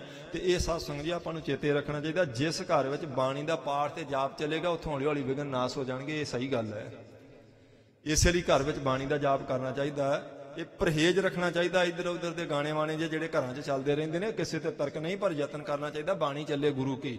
ਮਹਾਰਾਜ ਜੀ ਦੀ ਬਾਣੀ ਘਰ ਚੱਲਦੀ ਰਹੇ ਹੌਲੀ ਹੌਲੀ ਆਵਾਜ਼ ਵਿੱਚ, ਭਲਾ ਹੋ ਜਾਂਦਾ ਜੀ। ਮਾਨੀ ਤੀਨ ਲੋਕ ਸਰਬਾਨੀ। ਕਹਿੰਦੇ ਤਿੰਨਾਂ ਲੋਕਾਂ ਵਿੱਚ ਜੋ ਮੰਨੀ ਗਈ ਹੈ, ਜਿਹੜੀ ਸਰਵੋਤਮ ਹੈ, ਧੰਨ ਗੁਰੂ ਗ੍ਰੰਥ ਸਾਹਿਬ ਮਹਾਰਾਜ ਜੀ ਦੀ ਬਾਣੀ। ਬਾਣੀ ਸਿਮਰ ਸੋ ਮਤ ਮਹਾਨੀ। ਸ੍ਰੇਸ਼ਟ ਮਤ ਬਖਸ਼ਣ ਵਾਲੀ। ਕਹਿੰਦੇ ਬਾਣੀ ਦਾ ਸਿਮਰਨ ਕਰੋ, ਬਾਣੀ ਪੜਿਆ ਕਰੋ, ਆਇਓ ਸੁਣਨ ਪੜਨ ਕਉ ਬਾਣੀ। ਸਾਰਦ ਬਰਦਾ ਸੋ ਮਤ ਵਿਸਾਰਦ। ਹੁਣ ਕਹਿੰਦੇ ਨੇ ਇਹ ਜਿਹੜੀ ਸ੍ਰੇਸ਼ਟ ਮਤ ਬਖਸ਼ਣ ਵਾਲੀ ਹੈ, ਚਿੱਟੇ ਰੰਗ ਦੀ, ਭਾਵ ਉਜਲ ਜਿਸ ਦਾ ਰੰਗ ਹੈ ਜੀ। ਸਾਰਦ ਚੰਦ ਬਦਨ ਭੇ ਤਾ ਭਾਰਦ। ਕਹਿੰਦੇ ਜਿਸ ਦਾ ਸਰੂਪ ਵੀ ਚਿੱਟਾ ਹੈ, ਜਿਸ ਦਾ ਮੁਖ ਵੀ ਉਜਲਾ, ਭਾਵ ਜਿਹੜੀ ਉਜਲਾ ਮੁਖ ਕਰ ਦੇਣ ਵਾਲੀ ਗੁਰੂ ਕੀ ਬਾਣੀ ਹੈ। ਭਾਰਦ ਬਰਦੀ ਤਨ ਦੁੱਤ ਨਾਰਦ। ਕਹਿੰਦੇ ਨੇ ਚਿੱਟੇ ਉਜਲ ਜਸ ਵਾਲੀ ਹੈ, ਜੋ ਜਿਨ ਲੋਕ ਕਹਿੰਦੇ ਨੇ ਨਾਰਦ ਨੂੰ ਸਾਧ ਸੰਗਤ ਜੀ ਉਹ ਗਿਆਨੀ ਸੀ, ਉਹਨੇ ਪ੍ਰਹਲਾਦ ਨੂੰ ਉਪਦੇਸ਼ ਦਿੱਤਾ। ਕਹਿੰਦੇ ਨਾਰਦ ਵਰਗਿਆਂ ਨੂੰ ਵੀ ਉਪਦੇਸ਼ ਬਖਸ਼ਣ ਵਾਲੀ। ਦਾਰਦ ਹਰਤਾ ਦਾ ਸੰਸਾਰਦ। ਜਿਹੜੀ ਦਲਿੱਦਰਤਾ, ਦੁੱਖ, ਗਰੀਬੀ ਨੂੰ ਦੂਰ ਕਰ ਦੇਣ ਵਾਲੀ ਹੈ। ਹੈ। ਐਸੀ ਦਾਸਾਂ ਦੀ ਰੱਖਿਅਕ ਗੁਰੂ ਕੀ ਬਾਣੀ ਨੂੰ, ਧੰਨ ਗੁਰੂ ਗ੍ਰੰਥ ਸਾਹਿਬ ਜੀ ਨੂੰ ਸਾਡੀ ਨਮਸਕਾਰ ਹੈ। ਦੋਹਰਾ ਕਰ ਸਭ ਹਨ ਪਦ ਬੰਦਨ, ਧਰ ਪਰ ਧਰ ਕਰ ਸੀਸ। ਇੱਥੋਂ ਤੱਕ ਦਸਾਂ ਪਾਤਸ਼ਾਹੀਆਂ ਨੂੰ, ਸ੍ਰੀ ਗੁਰੂ ਗ੍ਰੰਥ ਸਾਹਿਬ ਜੀ ਨੂੰ ਮੱਥਾ ਟੇਕ ਲਿਆ ਕਵੀ ਜੀ ਨੇ, ਤੇ ਹੁਣ ਨਾਮ ਜਪਣ ਵਾਲਿਆਂ ਨੂੰ ਚੇਤੇ ਕਰਨ ਲੱਗੇ ਆ। ਕਹਿੰਦੇ ਕਰ ਸਭ ਹਨ ਪਦ ਬੰਦਨਾ, ਧਰ ਪਰ ਧਰ ਕਰ ਸੀਸ। ਜਿੰਨੇ ਵੀ ਨਾਮ ਜਪਣ ਵਾਲੇ ਗੁਰਮੁਖ ਨੇ, ਭਗਤੀ ਕਰਨ ਵਾਲੇ, ਬੰਦਗੀ ਕਰਨ ਵਾਲੇ, ਹੁਣ ਮੈਂ ਉਹਨਾਂ ਨੂੰ ਚੇਤੇ ਕਰਦਾ ਸਾਰਿਆਂ ਨੂੰ, ਔਰ ਉਹਨਾਂ ਦੇ ਚਰਨਾਂ ਤੇ ਮੱਥਾ ਟੇਕਦਾ, ਧਰਤੀ ਤੇ ਮੱਥਾ ਲਾ ਕੇ। ਰਚੋ ਕਥਾ ਸਤਿਗੁਰੂ ਕੀ, ਬਿਘਨ ਹਰੋ ਜਗਦੀਸ਼। ਕਿਉਂ ਨਾਮ ਜਪਣ ਵਾਲਿਆਂ ਨੂੰ ਮੈਂ ਚੇਤੇ ਕਰਨ ਲੱਗਾ? ਕਿਉਂਕਿ ਮੈਂ ਮਹਾਰਾਜ ਜੀ ਦੇ ਜੀਵਨ ਦੀ ਕਥਾ ਲਿਖਣ ਲੱਗਾ, ਤੇ ਉਹਨਾਂ ਕੋਲੋਂ ਵੀ ਮੈਂ ਸਹਾਇਤਾ ਮੰਗਦਾ ਵੀ ਮੇਰੇ ਲਈ ਤੁਸੀਂ ਵੀ ਗੁਰਮੁਖੋ ਅਰਦਾਸ ਕਰੋ, ਗੁਰੂ ਸਾਹਿਬ ਜੀ ਕੋਈ ਵਿਘਨ ਨਾ ਪੈਣ ਦੇਣ ਇਹ ਜੀਵਨ ਕਥਾ ਲਿਖਣ ਵਿੱਚ। ਸ਼੍ਰੀ ਨਾਨਕ ਅੰਗਦ ਗੁਰੂ ਅਮਰਦਾਸ ਬਿਰਤਾਂਤ। ਕਹਿੰਦੇ ਇੱਥੋਂ ਤੱਕ ਧੰਨ ਗੁਰੂ ਨਾਨਕ ਦੇਵ ਸਾਹਿਬ ਜੀ ਦਾ, ਸਤਿਗੁਰੂ ਗੁਰੂ ਅੰਗਦ ਦੇਵ ਸਾਹਿਬ ਮਹਾਰਾਜ ਜੀ ਦਾ, ਧੰਨ ਗੁਰੂ ਅਮਰਦਾਸ ਸੱਚੇ ਪਾਤਸ਼ਾਹ ਜੀ ਦਾ ਬਿਰਤਾਂਤ ਜੀਵਨ ਮੈਂ ਲਿਖ ਦਿੱਤਾ ਹੈ।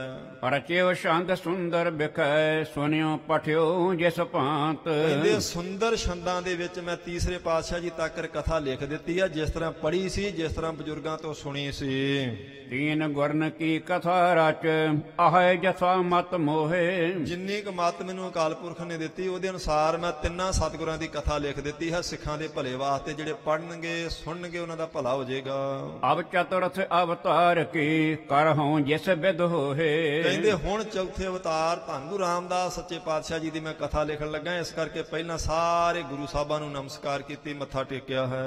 ਸਭ ਸੰਤਨ ਆਗੈ ਕਰਉ, ਬਿਨਤੀ ਗਿਣਤੀ ਸ਼ੋਰ। ਕਹਿੰਦੇ ਸਭ ਗਿਣਤੀਆਂ ਮਿਣਤੀਆਂ ਛੱਡ ਕੇ ਤੇ ਹੁਣ ਮੈਂ ਸਾਰੇ ਸੰਤਾਂ ਮਹਾਂਪੁਰਸ਼ਾਂ ਦੇ ਚਰਨਾਂ ਵਿੱਚ ਅਰਦਾਸ ਬੇਨਤੀ ਕਰਦਾ ਹਾਂ। ਸ਼ੋਰ ਕਥਾ ਹੋਏ ਅੰਤ ਲਓ, ਬੰਦੋਂ ਜੋਗ ਕਰ ਜੋਰ। ਕਿਉਂ? ਸ਼ੋਰ ਕਥਾ ਹੋਏ ਅੰਤ ਲਓ। ਸ਼ੋਰ ਹੁੰਦਾ ਕਿਨਾਰਾ। ਕਹਿੰਦੇ ਇਸ ਕਥਾ ਦੇ ਅੰਤਲੇ ਕਿਨਾਰੇ ਤੱਕ ਕੋਈ ਵਿਘਨ ਨਾ ਪਵੇ, ਇਸ ਕਰਕੇ ਮੈਂ ਨਾਮ ਜਪਣ ਵਾਲਿਆਂ ਨੂੰ ਵੀ ਚੇਤੇ ਕਰਦਾ। ਭਾਈ ਸ਼ੋਰ ਕਥਾ ਹੋਏ ਅੰਤ ਲਓ, ਬੰਦੋਂ ਜੁਗ ਕਰ ਜੋਰ। ਕਰ ਹੱਥ ਹੁੰਦੇ, ਜੁਗ ਦੋਵੇਂ।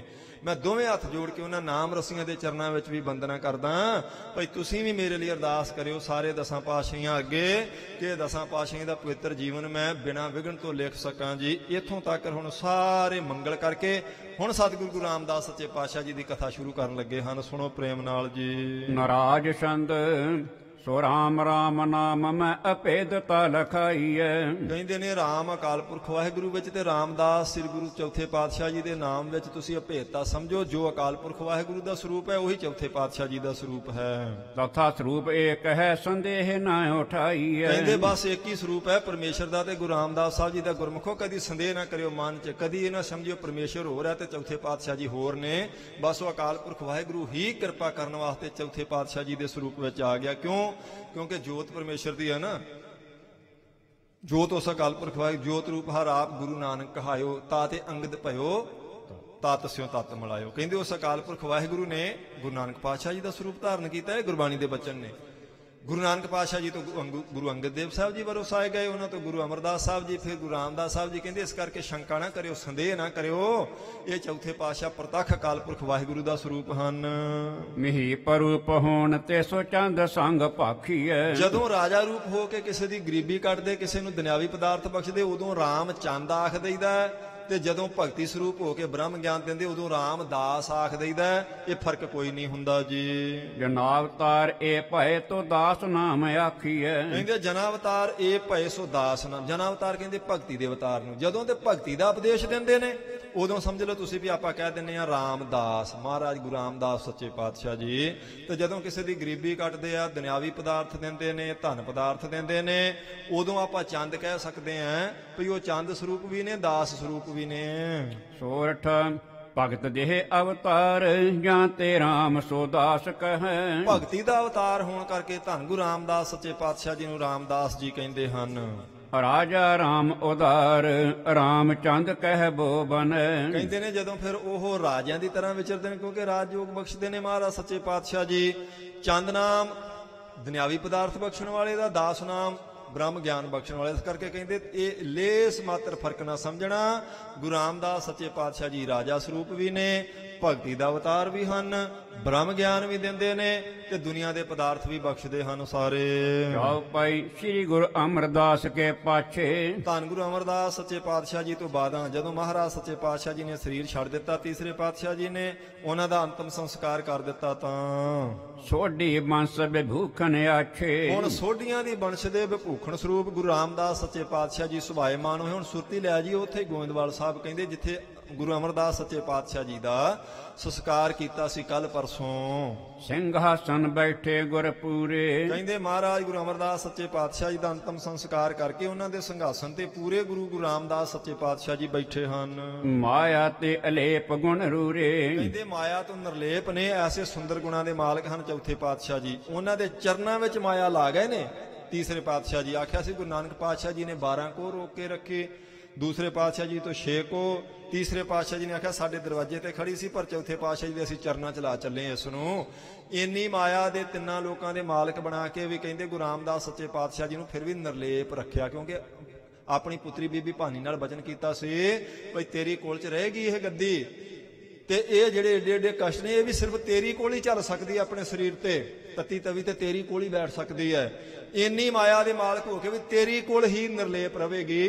ਉਹ ਗੁਰੂ ਰਾਮਦਾਸ ਸੱਚੇ ਪਾਤਸ਼ਾਹ ਜੀ ਹੁਣ ਤਖਤ ਤੇ ਬੈਠੇ ਨੇ ਜਿਹੜੇ ਨਿਰਲੇਪ ਹਨ ਜੀ। ਗੁਰਤਾ ਰਥ ਅਰੂੜ ਬੋ ਕਰੇ। ਕਹਿੰਦੇ ਗੁਰਤਾ ਦੇ ਰਾਤ ਉੱਪਰ ਹੁਣ ਇਸ ਵੇਲੇ ਗੁਰੂ ਰਾਮਦਾਸ ਸੱਚੇ ਪਾਤਸ਼ਾਹ ਜੀ ਅਸਵਾਰ ਹਨ। ਚੌਥੋ ਸੂਰਜ ਜਨ ਨਭ ਚੜੇ। ਕਹਿੰਦੇ ਸਮਝ ਲਓ ਵੀ ਇਹ ਚੌਥਾ ਸੂਰਜ ਚੜਿਆ, ਚੌਥਾ ਸਰੂਪ ਹੈ ਗੁਰੂ ਨਾਨਕ ਦੇਵ ਮਹਾਰਾਜ ਸੱਚੇ ਪਾਤਸ਼ਾਹ ਜੀ ਦਾ ਆਕਾਸ਼ ਵਿੱਚ ਜਿਹੜਾ ਚਮਕਾ ਮਾਰਦਾ ਇਸ ਵੇਲੇ। ਅਜਮਤ ਜੋਤ ਅਨੇਕ ਸਿੱਖ ਉਡਗਨ। ਕਹਿੰਦੇ ਬਹੁਤ ਸਾਰੇ ਸਿੱਖ ਉਡਗਣ ਹੁੰਦੇ ਨੇ ਤਾਰੇ। ਗੁਰੂ ਰਾਮਦਾਸ ਸੱਚੇ ਪਾਤਸ਼ਾਹ ਸਮਝ ਲਓ ਸੂਰਜ ਨੇ, ਤੇ ਜਿੰਨੇ ਸਿੱਖ ਨੇ ਆਤਮ ਗਿਆਨੀ, ਬ੍ਰਹਮ ਗਿਆਨੀ, ਕਲਾਵਾਨ, ਸੇਵਾ ਕਰਨ ਵਾਲੇ, ਉਹ ਸਾਰੇ ਤਾਰਾ ਮੰਡਲ ਦੀ ਤਰ੍ਹਾਂ ਨੇ। ਜਿਵੇਂ ਤਾਰਾ ਮੰਡਲ ਵਿੱਚ ਸੂਰਜ ਸ਼੍ਰੋਮਣੀ ਹੁੰਦਾ, ਇਸੇ ਤਰ੍ਹਾਂ ਸਾਰੇ ਸਿੱਖਾਂ ਵਿੱਚ ਗੁਰੂ ਰਾਮਦਾਸ ਸੱਚੇ ਪਾਤਸ਼ਾਹ ਜੀ ਸ਼੍ਰੋਮਣੀ ਹਨ। ਸਭ ਮੈਂ ਸ਼ੋਭਤ ਪੂਰਨ ਸਸ ਜਨ। ਕਹਿੰਦੇ ਸਾਰਿਆਂ ਵਿੱਚ ਸ਼ੋਭਦੇ, ਫਿਰ ਉਹ ਪੂਰਨ ਸਸ, ਪੂਰਨਮਾਸ਼ੀ ਦੇ ਚੰਦਰਮਾ ਵਰਗੇ ਵੀ ਨੇ। ਪਹਿਲਾਂ ਸੂਰਜ ਵਰਗੇ ਆਖਿਆ, ਹੁਣ ਕੋਈ ਇਹ ਨਾ ਸਮਝੇ ਜੀ ਸੂਰਜ ਤੇ ਤੇਜ ਪ੍ਰਤਾਪੀ ਇੰਨਾ ਵੀ ਤਪਦਾ ਬਹੁਤ ਹੈ। ਮਹਾਰਾਜ ਕਹਿੰਦੇ ਨੇ ਗੁਰੂ ਰਾਮਦਾਸ ਸੱਚੇ ਪਾਤਸ਼ਾਹ ਜੀ ਸੂਰਜ ਚੰਦਰਮਾ ਵਰਗੇ ਠੰਡੇ ਵੀ ਨੇ। ਉਹ ਗੁਰੂ ਰਾਮਦਾਸ ਸੱਚੇ ਪਾਤਸ਼ਾਹ ਸ਼ਰਨ ਵਿੱਚ ਆਉਣ ਵਾਲਿਆਂ ਨੂੰ ਤੇਜ ਪ੍ਰਤਾਪ ਵੀ ਬਖਸ਼ਦੇ ਨੇ, ਤੇ ਉਹਨਾਂ ਦੇ ਹਿਰਦੇ ਨੂੰ ਸ਼ਾਂਤੀ ਠੰਡ ਵੀ ਬਖਸ਼ਦੇ ਹਨ। ਜਹ ਕਹਤੇ ਸੁਣ ਸਿੱਖ ਆਏ। ਹੁਣ ਦੂਰ ਦੂਰ ਪਤਾ ਲੱਗ ਗਿਆ, ਸਾਰੇ ਹੌਲੀ ਹੌਲੀ ਖਬਰ ਫੈਲ ਗਈ ਕਿ ਤੀਸਰੇ ਪਾਤਸ਼ਾਹ ਜੀ ਸੱਚਖੰਡ ਚਲੇ ਗਏ ਨੇ। ਉਹਨਾਂ ਦੀ ਥਾਂ ਤੇ ਸਤਿਗੁਰੂ ਗੁਰੂ ਰਾਮਦਾਸ ਸੱਚੇ ਪਾਤਸ਼ਾਹ ਜੀ ਸੁਭਾਏਮਾਨ ਹੋਏ। ਜਦੋਂ ਇਹ ਖਬਰ ਦੂਰ ਦੇ ਪਿੰਡਾਂ ਵਿੱਚ ਪਹੁੰਚੀ ਤਾਂ ਸ੍ਰੀ ਗੁਰ ਅਮਰ ਇਹੀ ਲਖ ਪਾਏ। ਲੋਕ ਦਰਸ਼ਨ ਕਰਨ ਵਾਸਤੇ ਸੰਗਤਾਂ ਚੱਲ ਪਈਆਂ ਆਪਣੇ ਨਗਰਾਂ ਤੋਂ ਕਿ ਧੰਨ ਗੁਰੂ ਅਮਰਦਾਸ ਸਾਹਿਬ ਜੀ ਦਾ ਰੂਪ ਹੀ ਨੇ ਚੌਥੇ ਪਾਤਸ਼ਾਹ, ਚਲੋ ਜਾ ਕੇ ਹੁਣ ਉਹਨਾਂ ਦੇ ਦਰਸ਼ਨ ਕਰੀਏ। ਸ੍ਰੀ ਨਾਨਕ ਕੀ ਜੋਤ ਵਿਸਾਲਾ। ਕਹਿੰਦੇ ਧੰਨ ਗੁਰੂ ਨਾਨਕ ਦੇਵ ਸੱਚੇ ਪਾਤਸ਼ਾਹ ਜੀ ਦੀ ਵੱਡੀ ਮਹਾਨ ਜੋਤ ਇਸ ਵੇਲੇ ਗੁਰੂ ਰਾਮਦਾਸ ਸਾਹਿਬ ਜੀ ਵਿੱਚ ਹੈ। ਇਨ ਮੈਂ ਦਿਪਤ ਜਾਣ ਤਿਸ ਕਾਲ। ਉਹਨਾਂ ਵਿੱਚ ਪ੍ਰਕਾਸ਼ ਰਹੀ ਹੈ ਇਸ ਵੇਲੇ ਜੋਤ ਗੁਰੂ ਨਾਨਕ ਪਾਤਸ਼ਾਹ ਜੀ ਦੀ। ਇਸ ਕਰਕੇ ਚੱਲੋ ਭਾਈ ਹੁਣ ਉਹਨਾਂ ਦੇ ਦਰਸ਼ਨ ਕਰਨ ਚੱਲੀਏ। ਇਹ ਜਾਣ ਕੇ ਸੰਗਤਾਂ ਚੱਲ ਪਈਆਂ ਗੋਇੰਦਵਾਲ ਸਾਹਿਬ ਵੱਲ ਨੂੰ। ਬੈਠਾ ਸੋਢੀ ਪਾਤਸ਼ਾਹ ਰਾਮਦਾਸ ਸਤਿਗੁਰੂ ਕਹਾਵੈ। ਰਾਮਦਾਸ ਸਤਿਗੁਰੂ ਕਹਾਵੈ। ਇਹ ਭਾਈ ਗੁਰਦਾਸ ਜੀ ਨੇ ਬਚਨ ਲਿਖੇ ਸਾਧ ਸੰਗਤ ਜੀ ਵੀ ਸੋਢੀਆਂ ਦੇ ਕੋਲ ਦੇ ਸ਼੍ਰੋਮਣੀ ਧੰਨ ਗੁਰੂ ਰਾਮਦਾਸ ਸੱਚੇ ਪਾਤਸ਼ਾਹ ਜੀ ਸੁਭਾਏਮਾਨ ਹੋ ਕੇ ਗੁਰੂ ਰਾਮਦਾਸ ਸਾਹਿਬ ਅਖਵਾ ਰਹੇ ਨੇ ਇਸ ਵੇਲੇ ਗੋਇੰਦਵਾਲ ਦੀ ਧਰਤੀ ਤੇ। ਸੰਗਤਾਂ ਦਰਸ਼ਨ ਕਰਨ ਵਾਸਤੇ ਆਉਣ ਲੱਗ ਪਈਆਂ। ਧਰ ਧਰ ਸਭਨ ਉਪਾਇ ਨ ਬੰਦੇ। ਜਿੰਨੀ ਸੰਗਤ ਆਉਂਦੀ ਸਾਰੀ ਹੁਣ ਜਿੰਨੀ ਕਿਸੇ ਦੀ ਸਮਰੱਥਾ ਸੀ ਭੇਟਾ ਰੱਖ ਕੇ ਚੌਥੇ ਪਾਤਸ਼ਾਹ ਜੀ ਨੂੰ ਮੱਥਾ ਟੇਕਦੇ ਹਨ। ਦੇਖ ਸਰੂਪ ਸੁਭਾਉ ਆਨੰਦੇ। ਮਹਾਰਾਜ ਚੌਥੇ ਪਾਤਸ਼ਾਹ ਦਾ ਸਰੂਪ ਪ੍ਰੇਮ ਵਾਲਾ ਦੇਖ ਕੇ ਬਹੁਤ ਆਨੰਦ ਆ ਰਿਹਾ ਸੰਗਤਾਂ ਨੂੰ। 3 ਦਿਨ ਬੀਤੇ ਜਾਨ ਸਮੁਦਾਈ। ਕਹਿੰਦੇ 3 ਦਿਨ ਬੀਤ ਗਏ ਸੀ ਗੁਰੂ ਅਮਰਦਾਸ ਸਾਹਿਬ ਜੀ ਦਾ ਅੰਤਮ ਸੰਸਕਾਰ ਕੀਤੇ ਨੂੰ। ਜਦੋਂ ਤੀਸਰਾ ਦਿਨ ਹੋ ਗਿਆ ਤਾਂ ਜਹ ਸੰਸਕਾਰ ਗਏ ਤਿਸ ਥਾਈ। ਜਿੱਥੇ ਮਹਾਰਾਜ ਤੀਸਰੇ ਪਾਤਸ਼ਾਹ ਗੁਰੂ ਅਮਰਦਾਸ ਸਾਹਿਬ ਜੀ ਦਾ ਅੰਤਮ ਸੰਸਕਾਰ ਕੀਤਾ ਸੀ ਬਿਆਸ ਦਰਿਆ ਦੇ ਕਿਨਾਰੇ ਤੇ, ਹੁਣ ਗੁਰੂ ਰਾਮਦਾਸ ਸਾਹਿਬ ਜੀ ਚੱਲ ਕੇ ਉੱਥੇ ਗਏ। ਸਤਿਗੁਰ ਰਾਮਦਾਸ ਹੋਏ ਖਰੇ। ਕਹਿੰਦੇ ਉਸ ਥਾਂ ਤੇ ਜਾ ਕੇ ਖੜੇ ਹੋ ਗਏ ਸਤਿਗੁਰੂ ਰਾਮਦਾਸ ਸਾਹਿਬ ਜੀ ਜਿੱਥੇ ਤੀਸਰੇ ਪਾਤਸ਼ਾਹ ਜੀ ਦਾ ਅੰਤਮ ਸੰਸਕਾਰ ਕੀਤਾ ਸੀ। ਕਮਲ ਬਲੋਚਨ ਜਲ ਸੋਂ ਭਰੇ। ਕਹਿੰਦੇ ਮਹਾਰਾਜ ਜੀ ਦੇ ਕਮਲਾਂ ਵਰਗੇ ਨੇਤਰ ਇੱਕਦਮ ਪਾਣੀ ਨਾਲ ਭਰ ਗਏ ਜਦੋਂ ਤੀਸਰੇ ਪਾਤਸ਼ਾਹ ਜੀ ਦੇ ਉੱਥੇ ਸਥਾਨ ਤੇ ਪਹੁੰਚੇ ਜਿੱਥੇ ਅੰਤਮ ਸੰਸਕਾਰ ਕੀਤਾ ਸੀ। ਮਹਾਰਾਜ ਜੀ ਦੇ ਨੇਤਰਾਂ 'ਚ ਸਾਧ ਸੰਗਤ ਜੀ ਜਿਹੜਾ ਜਲ ਉਸ ਵੇਲੇ ਆਇਆ ਨਾ, ਉਹਨੂੰ ਬਰਾਗ ਦਾ ਜਲ ਕਹਿੰਦੇ, ਪ੍ਰੇਮ ਦਾ। ਉਹ ਕੋਈ ਦੁੱਖ ਦਾ ਪਾਣੀ ਨਹੀਂ ਸੀ। ਉਹ ਪ੍ਰੇਮ ਦਾ ਜਲ ਸੀ, ਜਿਹੜਾ ਤੀਸਰੇ ਪਾਤਸ਼ਾਹ ਜੀ ਦੇ ਚਰਨਾਂ 'ਚ ਉਹਨਾਂ ਦਾ ਪ੍ਰੇਮ ਸੀ। ਜਦੋਂ ਉਸ ਸਥਾਨ ਤੇ ਪਹੁੰਚੇ ਜਿੱਥੇ ਚਿਖਾ ਬਣੀ ਸੀ ਮਹਾਰਾਜ ਤੀਸਰੇ ਪਾਤਸ਼ਾਹ ਜੀ ਦੀ, ਉੱਥੇ ਜਾ ਕੇ ਚੌਥੇ ਪਾਤਸ਼ਾਹ ਜੀ ਦੀਆਂ ਅੱਖਾਂ 'ਚ ਪਾਣੀ ਆ ਗਿਆ ਜੀ। ਸੰਗ ਮੋਹਰੀ ਸ਼ੋਕ ਪਾਵਤ, ਤੇ ਮਹਾਰਾਜ ਜੀ ਦੇ ਪਿੱਛੇ ਪਿੱਛੇ ਹੀ ਬਾਬਾ ਮੋਹਰੀ ਜੀ ਆ ਗਏ ਹਨ ਉੱਥੇ। ਉਹਨਾਂ ਦਾ ਮਨ ਵੀ ਬੜਾ ਉਦਾਸ ਹੈ। ਮੋਹਨ ਆਦਿਕ ਸੀਸ ਨਵਾਵਤ, ਮਗਰੇ ਹੀ ਬਾਬਾ ਮੋਹਨ ਜੀ ਆ ਗਏ ਨੇ, ਉਹਨਾਂ ਨੇ ਵੀ ਆਣ ਕੇ ਮੱਥਾ ਟੇਕਿਆ ਜੀ। ਬਿਰਧ ਨੇ ਸਭ ਸੋਂ ਬਾਕੋ ਚਾਰ, ਮੱਥਾ ਗੁਰੂ ਰਾਮਦਾਸ ਸਾਹਿਬ ਜੀ ਨੂੰ ਨਹੀਂ ਟੇਕਿਆ, ਮਹਾਰਾਜ ਤੀਸਰੇ ਪਾਤਸ਼ਾਹ ਜੀ ਦੇ ਸਥਾਨ ਨੂੰ ਮੱਥਾ ਟੇਕਿਆ ਬਾਬੇ ਮੋਹਨ ਨੇ ਆਣ ਕੇ। ਮਗਰੇ ਹੀ ਬਾਬਾ ਬੁੱਢਾ ਜੀ ਆ ਗਏ ਹਨ। ਤੇ ਜਦੋਂ ਬਾਬਾ ਬੁੱਢਾ ਜੀ ਨੇ ਵੇਖਿਆ ਚੌਥੇ ਪਾਤਸ਼ਾਹ ਜੀ ਦੀਆਂ ਅੱਖਾਂ ਨਾਮ ਨੇ, ਫਿਰ ਬਾਬਾ ਬੁੱਢਾ ਜੀ ਨੇ ਏਦਾਂ ਬੇਨਤੀ ਕੀਤੀ, ਕਹਿਓ ਗੁਰੂ ਕੋ ਕਿਉਂ ਨਾ ਚਿਤਾਰ। ਆਖਿਆ ਮਹਾਰਾਜ ਸੱਚੇ ਪਾਤਸ਼ਾਹ ਤੀਸਰੇ ਪਾਤਸ਼ਾਹ ਜੀ ਦੇ ਬਚਨਾਂ ਨੂੰ ਚੇਤੇ ਕਰੋ। ਮਹਾਰਾਜ ਜੀ ਨੇ ਸੱਚਖੰਡ ਜਾਣ ਤੋਂ ਪਹਿਲਾਂ ਕੁਝ ਬਚਨ ਕੀਤੇ ਸਨ। ਮੇਰੋ ਸ਼ੋਕ ਨ ਕਰੋ ਕਦਾਈ, ਮਹਾਰਾਜ ਨੇ ਆਖਿਆ ਸੀ ਸਾਡੇ ਜਾਣ ਤੋਂ ਬਾਅਦ ਸ਼ੋਕ ਨਾ ਕਰਿਓ, ਰੋਇਓ ਨਾ, ਕਿਸੇ ਨੇ ਵਰਲਾਪ ਨਹੀਂ ਕਰਨਾ ਹੈ। ਇਸ ਕਰਕੇ ਉਹ ਬਚਨ ਚੇਤੇ ਕਰੀਏ ਤੀਸਰੇ ਪਾਤਸ਼ਾਹ ਜੀ ਦਾ। ਸਿਮਰੋ ਹਰ ਹਰ ਆਨੰਦ ਪਾਏ, ਮਹਾਰਾਜ ਨੇ ਆਖਿਆ ਸੀ ਹਰੀ ਦਾ ਸਿਮਰਨ ਕਰਨਾ, ਕਥਾ ਕੀਰਤਨ ਸੁਣਨਾ ਤੇ ਸੁਣਾਉਣਾ ਹੈ। ਇਸ ਕਰਕੇ ਆਪਾਂ ਪ੍ਰਮਾਤਮਾ ਨੂੰ ਤੇ ਤੀਸਰੇ ਪਾਤਸ਼ਾਹ ਜੀ ਨੂੰ ਚੇਤੇ ਕਰੀਏ। ਇਹ ਤੁਹਾਡੀਆਂ ਅੱਖਾਂ 'ਚ ਪਾਣੀ ਕਿਉਂ ਆਇਆ ਹੈ? ਉਲੰਘਣ ਯੋਗ ਨ ਭਾਗ ਤੈਨਹੁ ਕਾ, ਉਹਨਾਂ ਦਾ ਬਚਨ ਉਲੰਘਣਾ ਨਹੀਂ ਚਾਹੀਦਾ ਆਪਾਂ ਨੂੰ। ਤੀਸਰੇ ਪਾਤਸ਼ਾਹ ਜੀ ਨੇ ਆਖਿਆ ਸੀ ਮੇਰੇ ਜਾਣ ਤੋਂ ਬਾਅਦ ਸੋਗ ਨਹੀਂ ਕਰਨਾ। ਜਾਂ ਤੇ ਕਰੋ ਨਾ ਕਬ ਮਿਲ ਸ਼ੋਕ, ਇਸ ਕਰਕੇ ਇਹ ਸੋਗ ਨਹੀਂ ਕਰਨਾ ਆਪਾਂ ਨੂੰ, ਸਾਰਿਆਂ ਨੂੰ ਚੰਗਾ ਨਹੀਂ ਹੈ। ਇਹ ਬਾਬਾ ਬੁੱਢਾ ਜੀ ਨੇ ਚੇਤੇ ਕਰਵਾਇਆ ਤੀਸਰੇ ਪਾਤਸ਼ਾਹ ਜੀ ਦਾ ਬਚਨ। ਸੁਣ ਬਿਰਧ ਕਰ ਉਚਿਤ ਸ਼ੁਭ ਬੈਨ, ਕਹਿੰਦੇ ਬਾਬਾ ਬੁੱਢਾ ਜੀ ਤੋਂ ਇਹ ਜੋਗ ਬਚਨ ਜਦੋਂ ਸੁਣਿਆ ਸਾਰਿਆਂ ਨੇ ਤਾਂ ਰੋਕਿਓ ਜਲ ਕੋ ਨਿਜ ਨਿਜ ਨੈਨ, ਕਹਿੰਦੇ ਆਪੋ ਆਪਣੀਆਂ ਅੱਖਾਂ ਦੇ ਵਿੱਚ ਹੀ ਰੋਕ ਲਿਆ ਪਾਣੀ ਨੂੰ। ਇਹ ਬਚਨ ਸੁਣ ਕੇ ਨਾ ਬਾਬਾ ਬੁੱਢਾ ਜੀ ਦਾ, ਤੇ ਫਿਰ ਅੱਖਾਂ ਵਿੱਚ ਪਾਣੀ ਨੂੰ ਥੱਲੇ ਨਹੀਂ ਡਿੱਗਣ ਦਿੱਤਾ, ਰੋਕ ਲਿਆ। ਸਮਝ ਲਓ ਤੀਸਰੇ ਪਾਤਸ਼ਾਹ ਜੀ ਦਾ ਬਚਨ ਪਾਲਣ ਵਾਸਤੇ। ਬੀਨ ਬੀਨ ਕਰ ਅਸਥ ਸਕੇਲੇ, ਕਹਿੰਦੇ ਫਿਰ ਮਹਾਰਾਜ ਤੀਸਰੇ ਪਾਤਸ਼ਾਹ ਜੀ ਦੀਆਂ ਜਿਹੜੀਆਂ ਅਸਥੀਆਂ ਸਨ, ਫੁੱਲ ਸਨ ਸੱਚੇ ਪਾਤਸ਼ਾਹ ਜੀ ਦੇ, ਉਹ ਇਕੱਠੇ ਕੀਤੇ ਹਨ। ਸੁੰਦਰ ਬਸਤਰ ਵਿਖੇ ਸਭ ਮੇਲੇ, ਬਹੁਤ ਸੁੰਦਰ ਇੱਕ ਬਸਤਰ ਵਿੱਚ ਇਕੱਠੇ ਕਰ ਲਏ ਤੀਸਰੇ ਪਾਤਸ਼ਾਹ ਜੀ ਦੇ ਫੁੱਲ।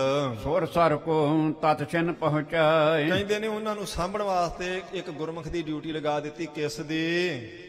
ਸਾਮਣ ਮਲ ਤਿਨ ਸੰਗ ਸਿਧਾਏ, ਬਾਬਾ ਸਾਵਣ ਮੱਲ ਜੀ ਨੂੰ ਆਖਿਆ ਵੀ ਇਹ ਮਹਾਰਾਜ ਤੀਸਰੇ ਪਾਤਸ਼ਾਹ ਜੀ ਦੇ ਜਿਹੜੇ ਅਸਥ ਨੇ, ਜਿਹੜੇ ਫੁੱਲ ਨੇ, ਇਹਨਾਂ ਨੂੰ ਤੁਸੀਂ ਸਾਂਭਣਾ ਹੈ। ਯਥਾ ਮਰਜਾਤ ਹੇਤ ਕ੍ਰਿਤ ਸਾਰੀ, ਜਿਵੇਂ ਮਰਿਆਦਾ ਤੀਸਰੇ ਪਾਤਸ਼ਾਹ ਜੀ ਨੇ ਦੱਸਿਆ ਸੀ ਵੀ ਸਾਡੇ ਬਾਦਾਂ ਇਦਾਂ ਕਰਨਾ ਹੈ, ਯਥਾ ਜੋਗ ਕੀਨ ਸਹਿਤ ਭਾਰੀ, ਉਸੇ ਤਰ੍ਹਾਂ ਹੀ ਸਾਰਿਆਂ ਨੇ ਪ੍ਰੇਮ ਨਾਲ ਕੀਤਾ ਜਿਵੇਂ ਤੀਸਰੇ ਪਾਤਸ਼ਾਹ ਜੀ ਨੇ ਹੁਕਮ ਕੀਤਾ ਸੀ। ਬੈਠੇ ਸਗਲ ਬਾਵਲੀ ਤੀਰ, ਉਥੋਂ ਫਿਰ ਮਹਾਰਾਜ ਜੀ ਦੇ ਫੁੱਲ ਇਕੱਤਰ ਕਰਕੇ ਤੇ ਸਾਰੇ ਬੌਲੀ ਸਾਹਿਬ ਦੇ ਕੋਲ ਆਣ ਕੇ ਬੈਠ ਗਏ ਹਨ। ਆਭੈ ਨਿਤ ਸੰਗਤ ਕੀ ਪੀਰ, ਉੱਥੇ ਬਹੁਤ ਵੱਡੀ ਸੰਗਤ ਦੀ ਭੀੜ ਆਣ ਕੇ ਇਕੱਠੀ ਹੋਣ ਲੱਗ ਪਈ। ਜਦੋਂ ਮਹਾਰਾਜ ਜੀ ਦੇ ਫੁੱਲ ਇਕੱਠੇ ਕਰਕੇ ਤੀਸਰੇ ਪਾਤਸ਼ਾਹ ਜੀ ਦੇ ਤੇ ਚੌਥੇ ਪਾਤਸ਼ਾਹ ਜੀ ਸਾਰੇ ਸਿੱਖਾਂ ਨੂੰ ਲੈ ਕੇ ਬੌਲੀ ਸਾਹਿਬ ਦੇ ਕੋਲ ਆਣ ਕੇ ਬੈਠ ਗਏ। ਗਾਵੇਂ ਸ਼ਬਦ ਰਬਾਬੀ ਰਾਗ, ਉਸ ਵੇਲੇ ਰਾਗੀ ਸਿੰਘਾਂ ਨੂੰ ਸੱਦਿਆ ਗਿਆ ਤੇ ਗੁਰਬਾਣੀ ਦਾ ਕੀਰਤਨ ਹੋਣ ਲੱਗ ਪਿਆ, ਸ਼ਬਦ ਗਾਉਣ ਲੱਗ ਪਏ ਰਬਾਬੀ ਸਿੰਘ। ਜਿਨ ਕੇ ਵੇਖਿਆ ਪਰਮ ਬੈਰਾਗ, ਉਹ ਸ਼ਬਦ ਗਾਏ ਜਿਨ੍ਹਾਂ ਸ਼ਬਦਾਂ ਵਿੱਚ ਬੜਾ ਬਰਾਗ ਸੀ, ਭਾਵ ਬਰਾਗ ਵਾਲੇ ਸ਼ਬਦ ਉਸ ਵੇਲੇ ਗਾਏ ਹਨ। ਸਾਰੀ ਬਾਣੀ ਇੱਕ ਸਰੂਪ ਹੀ ਆ, ਪਰ ਸਿਧਾਂਤ ਮਹਾਰਾਜ ਜੀ ਨੇ ਵੱਖਰਾ ਵੱਖਰਾ ਰੱਖਿਆ।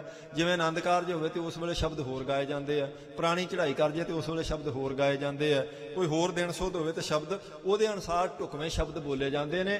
ਕਹਿੰਦੇ ਅੱਜ ਬੌਲੀ ਦੇ ਕੋਲ ਬੈਠ ਕੇ ਰਾਗੀ ਸਿੰਘਾਂ ਨੇ ਬਰਾਗਮਈ ਸ਼ਬਦਾਂ ਦਾ ਕੀਰਤਨ ਕੀਤਾ ਹੈ। ਸਭਾ ਲਗਹਿ ਜਬ ਹੋਵਤ ਭੋਰ, ਕਹਿੰਦੇ ਨੇ ਹੁਣ ਅੰਮ੍ਰਿਤ ਵੇਲੇ ਵੀ ਪੂਰੀ ਸਭਾ ਲੱਗਦੀ ਜਿਵੇਂ ਤੀਸਰੇ ਪਾਤਸ਼ਾਹ ਜੀ ਦੇ ਵੇਲੇ ਦਰਬਾਰ ਸੱਜਦਾ ਸੀ। ਆਵੇਂ ਸਿੱਖ ਕਰੇ ਬਹੁ ਜੋਰ, ਬਹੁਤ ਸਿੱਖ ਆਣ ਕੇ ਵੱਡਾ ਜੋੜ ਮੇਲਾ ਹੀ ਹੋ ਜਾਂਦਾ ਅੰਮ੍ਰਿਤ ਵੇਲੇ ਜਦੋਂ ਕੀਰਤਨ ਹੁੰਦਾ ਹੈ। ਇਸੀ ਪ੍ਰਕਾਰ ਦੇਗ ਨਿਤ ਹੋਏ, ਉਸੇ ਤਰ੍ਹਾਂ ਹੀ ਰੋਜ਼ ਲੰਗਰ ਤਿਆਰ ਹੁੰਦਾ, ਦੇਗ ਬਣਦੀ ਆ ਜਿਵੇਂ ਗੁਰੂ ਅਮਰਦਾਸ ਸਾਹਿਬ ਜੀ ਦੇ ਵੇਲੇ ਬਣਦੀ ਸੀ। ਮਿਲੇ ਹਜ਼ਾਰੋਂ ਅਚਭੈ ਸੋਏ, ਹਜ਼ਾਰਾਂ ਦੀ ਗਿਣਤੀ ਵਿੱਚ ਸਿੱਖ ਆਉਂਦੇ ਨੇ, ਲੰਗਰ ਛਕਦੇ ਹਨ। ਤਰਾਉ 10 ਦਿਵਸ ਬਤੀਤੇ ਜਬ, ਜਦੋਂ ਮਹਾਰਾਜ ਤੀਸਰੇ ਪਾਤਸ਼ਾਹ ਜੀ ਨੂੰ ਸੱਚਖੰਡ ਗਿਆ 14-15 ਦਿਨ ਲੰਘ ਗਏ ਤਾਂ ਭੋਜਨ ਕਰਿਓ ਅਨਕ ਬਿਦ ਤਬ, ਕਹਿੰਦੇ ਨੇ ਫਿਰ ਪਹਿਲੀ ਤਰ੍ਹਾਂ ਉਸੇ ਤਰ੍ਹਾਂ ਹੀ ਸਾਰਾ ਕੁਝ ਚੱਲਣ ਲੱਗ ਪਿਆ।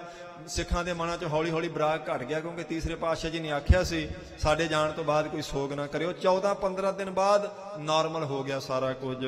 ਗੋਇੰਦਵਾਲ ਮੇਲ ਬਹੁ ਹੋਵਾ, ਕਹਿੰਦੇ ਬਹੁਤ ਵੱਡਾ ਜੋੜ ਮੇਲਾ ਗੋਇੰਦਵਾਲ ਕੀਤਾ ਗਿਆ ਜੀ। ਸਭ ਨੇ ਰਾਮਦਾਸ ਗੁਰ ਜੋਵਾ, ਸਭ ਨੇ ਆਣ ਕੇ ਗੁਰੂ ਰਾਮਦਾਸ ਸੱਚੇ ਪਾਤਸ਼ਾਹ ਜੀ ਦੇ ਦਰਸ਼ਨ ਕੀਤੇ ਹਨ। ਸਗਲ ਭੇਖ ਸਾਧੂ ਸਮੁਦਾਇ, ਸਾਰੀਆਂ ਮੱਤਾਂ ਦੇ ਸਾਧੂ ਗੋਇੰਦਵਾਲ ਸਾਹਿਬ ਇਕੱਠੇ ਹੋਏ ਜੀ। ਕਰਨ ਆਹਾਰ ਮੇਲ ਕਰ ਆਏ, ਸਾਰਿਆਂ ਨੂੰ ਉਸੇ ਤਰ੍ਹਾਂ ਤਰ੍ਹਾਂ ਆਖਿਆ ਗਿਆ ਕਿ ਪਹਿਲਾਂ ਪ੍ਰਸ਼ਾਦਾ ਛਕੋ, ਆਹਾਰ ਛਕੋ ਪੰਗਤ ਵਿੱਚੋਂ, ਤੇ ਬਾਅਦ ਵਿੱਚ ਚੌਥੇ ਪਾਤਸ਼ਾਹ ਜੀ ਦੇ ਦਰਸ਼ਨ ਕਰਿਓ।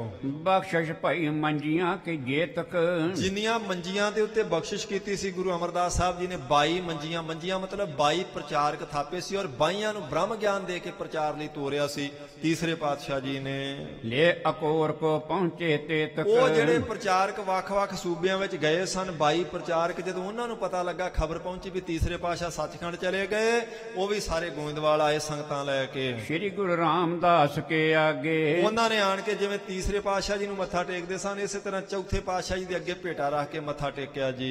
ਅਰਪ ਅਰਪ ਕਰ ਪਾਏ ਨ ਲਾਗੇ, ਅਰਪ ਅਰਪ ਕੇ ਭੇਟਾ ਚੌਥੇ ਪਾਤਸ਼ਾਹ ਜੀ ਦੇ ਤੇ ਚਰਨਾਂ ਤੇ ਆਣ ਕੇ ਮੱਥਾ ਟੇਕਦੇ ਹਨ। ਇਹ ਵੀ ਸਾਧ ਸੰਗਤ ਜੀ ਚੰਗੇ ਸੰਸਕਾਰ ਹੋਣ ਤੇ ਫਿਰ ਹੀ ਇਦਾਂ ਕੀਤਾ ਜਾ ਸਕਦਾ, ਨਹੀਂ ਤੇ ਮਨ ਚ ਆ ਸਕਦਾ ਸੀ ਵੀ ਇਹ ਤਾਂ ਕੱਲ ਸੇਵਾਦਾਰ ਸਨ ਮਹਾਰਾਜ ਦੇ, ਇਹ ਤਾਂ ਸੰਗਤਾਂ ਦੇ ਬਰਤਨ ਮਾਂਜਦੇ ਸੀ, ਅੱਜ ਇਹ ਸਤਿਗੁਰੂ ਬਣ ਗਏ, ਕਿਵੇਂ ਮੱਥਾ ਟੇਕ ਸਕਦੇ? ਨਹੀਂ ਸੀ ਟੇਕਿਆ ਬਾਬੇ ਮੋਹਣ ਨੇ। ਪਰ ਭਾਵਨਾ ਵਾਲੀ ਜਿਹੜੀ ਸੰਗਤ ਸੀ ਉਹਨਾਂ ਨੇ ਜਾਣ ਲਿਆ ਵੀ ਜੋ ਤੀਸਰੇ ਪਾਤਸ਼ਾਹ ਜੀ ਨੇ ਆਪ ਮੱਥਾ ਟੇਕ ਦਿੱਤਾ ਪਰਿਕਰਮਾ ਕਰਕੇ, ਇਹਦਾ ਮਤਲਬ ਹੁਣ ਚੌਥੇ ਪਾਤਸ਼ਾਹ ਉਹਨਾਂ ਦਾ ਹੀ ਰੂਪ ਨੇ। ਇਸ ਲਈ ਉਹ ਜਿਹੜੇ 22 ਬ੍ਰਹਮ ਗਿਆਨੀ ਸਨ, ਪ੍ਰਚਾਰ ਕਰਨ ਲਈ ਦੂਰ ਦੂਰ ਗਏ, ਉਹ ਸਾਰੀਆਂ ਸੰਗਤਾਂ ਲੈ ਕੇ ਆਏ, ਉਵੇਂ ਹੀ ਮੱਥਾ ਟੇਕਿਆ ਤੀਸਰੇ ਪਾਤਸ਼ਾਹ ਜੀ ਨੂੰ ਜਿਵੇਂ ਟੇਕਦੇ ਸਨ, ਭੇਟਾ ਰੱਖ ਕੇ ਚੌਥੇ ਪਾਤਸ਼ਾਹ ਜੀ ਦੇ ਚਰਨਾਂ 'ਚ। ਜਿਸ ਕੋ ਆਪ ਗਏ ਕਰ ਟੀਕਾ, ਕਿਉਂ?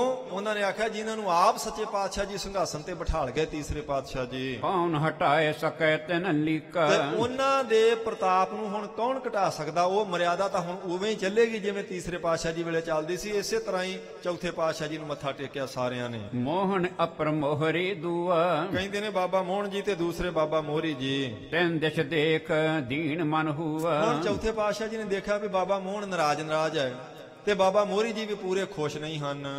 ਅਪਰ ਸੰਬੰਧਨ ਕੀ ਲੱਖ ਚਾਲੀ, ਤੇ ਬਾਕੀ ਜਿਹੜੇ ਸੰਬੰਧੀ ਸਨ ਉਹਨਾਂ ਨੇ ਹੁਣ ਮੂੰਹੋਂ ਤਾਂ ਕੋਈ ਕੁਝ ਨਹੀਂ ਕਹਿੰਦਾ, ਉਵੇਂ ਬਾਬਾ ਮੋਹਰੀ ਜੀ ਨਾਰਾਜ਼ ਨਹੀਂ, ਪਰ ਪੂਰੇ ਖੁਸ਼ ਵੀ ਨਹੀਂ ਲੱਗੇ ਚੌਥੇ ਪਾਤਸ਼ਾਹ ਜੀ ਨੂੰ। ਬਾਬਾ ਮੋਹਨ ਤਾਂ ਸਿੱਧਾ ਨਾਰਾਜ਼ ਹੀ ਸੀ ਨਾ। ਜਿਹੜੇ ਬਾਕੀ ਸੰਬੰਧੀ ਸੀ, ਚੌਥੇ ਪਾਤਸ਼ਾਹ ਜੀ ਨੇ ਵੇਖਿਆ ਵੀ ਸਾਡੇ ਸਿੰਘਾਸਨ ਤੇ ਬੈਠਣ ਤੋਂ ਬਾਅਦਾਂ ਇਹ ਸਾਰੇ ਖੁਸ਼ ਨਹੀਂ ਨਜ਼ਰੀ ਆ ਰਹੇ। ਮਨ ਜਨ ਕੇ ਖਟਪਟੀ ਬਿਸਾਲੀ, ਮਹਾਰਾਜ ਨੇ ਵੇਖਿਆ ਵੀ ਇਹਨਾਂ ਦੇ ਮਨ ਵਿੱਚ ਕਿਤੇ ਨਾ ਕਿਤੇ ਕੁਝ ਥੋੜੀ ਬਹੁਤ ਨਾਰਾਜ਼ਗੀ ਹੈ। ਸ੍ਰੀ ਗੁਰੂ ਰਾਮਦਾਸ ਮਹਾਰਾਜ, ਧੰਨ ਗੁਰੂ ਰਾਮਦਾਸ ਸੱਚੇ ਪਾਤਸ਼ਾਹ ਮਹਾਰਾਜ ਜੀ, ਮਹਿਦ ਬਲੋਚਨ ਲਾਜ ਜੁਹਾਜ, ਕਹਿੰਦੇ ਨੇ ਜਿਨ੍ਹਾਂ ਦੇ ਨੇਤਰਾਂ ਵਿੱਚ ਸਾਧ ਸੰਗਤ ਜੀ ਬੜੀ ਲੱਜਾ ਸੀ, ਬਹੁਤ ਹੀ ਆਪਾਂ ਕਹੀਏ ਭਈ ਪਰਉਪਕਾਰੀ ਸੁਭਾਅ ਦੇ ਮਾਲਕ ਚੌਥੇ ਪਾਤਸ਼ਾਹ ਜੀ। ਬਹੁ ਕੋਮਲ ਜਨ ਸਰਲ ਸੁਭਾਉ, ਜਿਨ੍ਹਾਂ ਦਾ ਬਹੁਤ ਹੀ ਕੋਮਲ ਤੇ ਸਰਲ ਸੁਭਾਅ ਚੌਥੇ ਪਾਤਸ਼ਾਹ ਜੀ ਦਾ। ਨਹਿ ਪਿਕ ਸਕੇ ਭੰਗ ਮਨ ਕਾਉ, ਉਹ ਨਹੀਂ ਦੇਖ ਸਕਦੇ ਕਿਸੇ ਦੇ ਮਨ ਦੀ ਨਾਰਾਜ਼ਗੀ। ਉਹਨਾਂ ਨੇ ਦੇਖਿਆ ਵੀ ਬਾਬਾ ਮੋਹਣ ਵੀ ਨਹੀਂ ਚੰਗੀ ਤਰ੍ਹਾਂ ਬੋਲਦਾ ਪਿਆ, ਬਾਕੀ ਸੰਬੰਧੀ ਵੀ ਥੋੜੇ ਜਿਹੇ ਘੁੱਟੇ ਵੱਟੇ ਜੇ ਫਿਰਦੇ ਹਨ। ਜਦੋਂ ਇਹ ਦੇਖਿਆ ਚੌਥੇ ਪਾਤਸ਼ਾਹ ਜੀ ਨੇ ਤਾਂ ਹਿਰਦੈ ਵਿਚਾਰ ਹਨ ਕੋ ਪਾਉ, ਹੁਣ ਚੌਥੇ ਪਾਤਸ਼ਾਹ ਹਿਰਦੇ 'ਚ ਵਿਚਾਰ ਕਰਦੇ ਆ ਭਈ ਇਹਨਾਂ ਦੀ ਨਾਰਾਜ਼ਗੀ ਕਿਵੇਂ ਦੂਰ ਕਰੀਏ, ਕਿਮ ਹਮ ਕਰਹਿ ਨਾ ਦੇਖ ਸਕਾਉ, ਕੀ ਕਰਨਾ ਚਾਹੀਦਾ? ਕਿਉਂਕਿ ਮੈਂ ਇਹਨਾਂ ਨੂੰ ਨਾਰਾਜ਼ ਨਹੀਂ ਦੇਖ ਸਕਦਾ। ਇੰਨੇ ਸਰਲ ਤੇ ਇੰਨੇ ਪਰਉਪਕਾਰੀ ਸੁਭਾਅ ਦੇ ਮਾਲਕ ਚੌਥੇ ਪਾਤਸ਼ਾਹ ਜੀ। ਅਮਰ ਬਾਰ ਕਾਇਆ ਨ ਬਨ ਜਾਨੀ, ਹੁਣ ਉਹਨਾਂ ਨੇ ਵੇਖ ਲਿਆ ਵੀ ਇਹ ਚੰਗੀ ਗੱਲ ਨਹੀਂ ਹੈ। ਜਿਹੜੇ ਸੰਬੰਧੀ ਥੋੜੇ ਜੇ ਵੱਖਰੇ ਜੇ ਫਿਰਦੇ ਨੇ, ਬਾਬਾ ਮੋਹਣ ਵੀ ਨਾਰਾਜ਼ ਫਿਰਦਾ ਹੈ। ਭਏ ਪ੍ਰਵੇਸ਼ ਸਦਨ ਗੁਣ ਖਾਨੀ, ਸੱਚੇ ਪਾਤਸ਼ਾਹ ਜੀ ਇਹ ਵੇਖ ਕੇ, ਇਹ ਜਾਣ ਕੇ ਤੇ ਆਪਣੇ ਜਦੋਂ ਮਹੱਲਾਂ ਵਿੱਚ ਚਲੇ ਗਏ ਚੌਥੇ ਪਾਤਸ਼ਾਹ ਜੀ। ਕੁਝ ਦਿਨ ਹੁਣ 15-16 ਦਿਨ ਹੋ ਗਏ ਨੇ ਮਹਾਰਾਜ ਤੀਸਰੇ ਪਾਤਸ਼ਾਹ ਜੀ ਨੂੰ ਸੱਚਖੰਡ ਗਿਆ। ਸਾਰੀ ਸੰਗਤ, ਸਾਰੇ ਪ੍ਰਚਾਰਕ ਮਸੰਦ ਆ ਗਏ ਨੇ, ਦਰਸ਼ਨ ਕਰ ਲਏ ਨੇ। ਹੁਣ ਮਹਾਰਾਜ ਜੀ ਨੇ ਵੇਖਿਆ ਵੀ ਇਹਨਾਂ ਦੀ ਨਾਰਾਜ਼ਗੀ ਅਜੇ ਪੂਰੀ ਤਰ੍ਹਾਂ ਦੂਰ ਨਹੀਂ ਹੋਈ। ਬਾਬਾ ਮੋਹਨ ਵੀ ਨਹੀਂ ਮੰਨਿਆ। ਇੱਕ ਦਿਨ ਫਿਰ ਚੌਥੇ ਪਾਤਸ਼ਾਹ ਜੀ ਅੰਦਰ ਚਲੇ ਗਏ ਹਨ।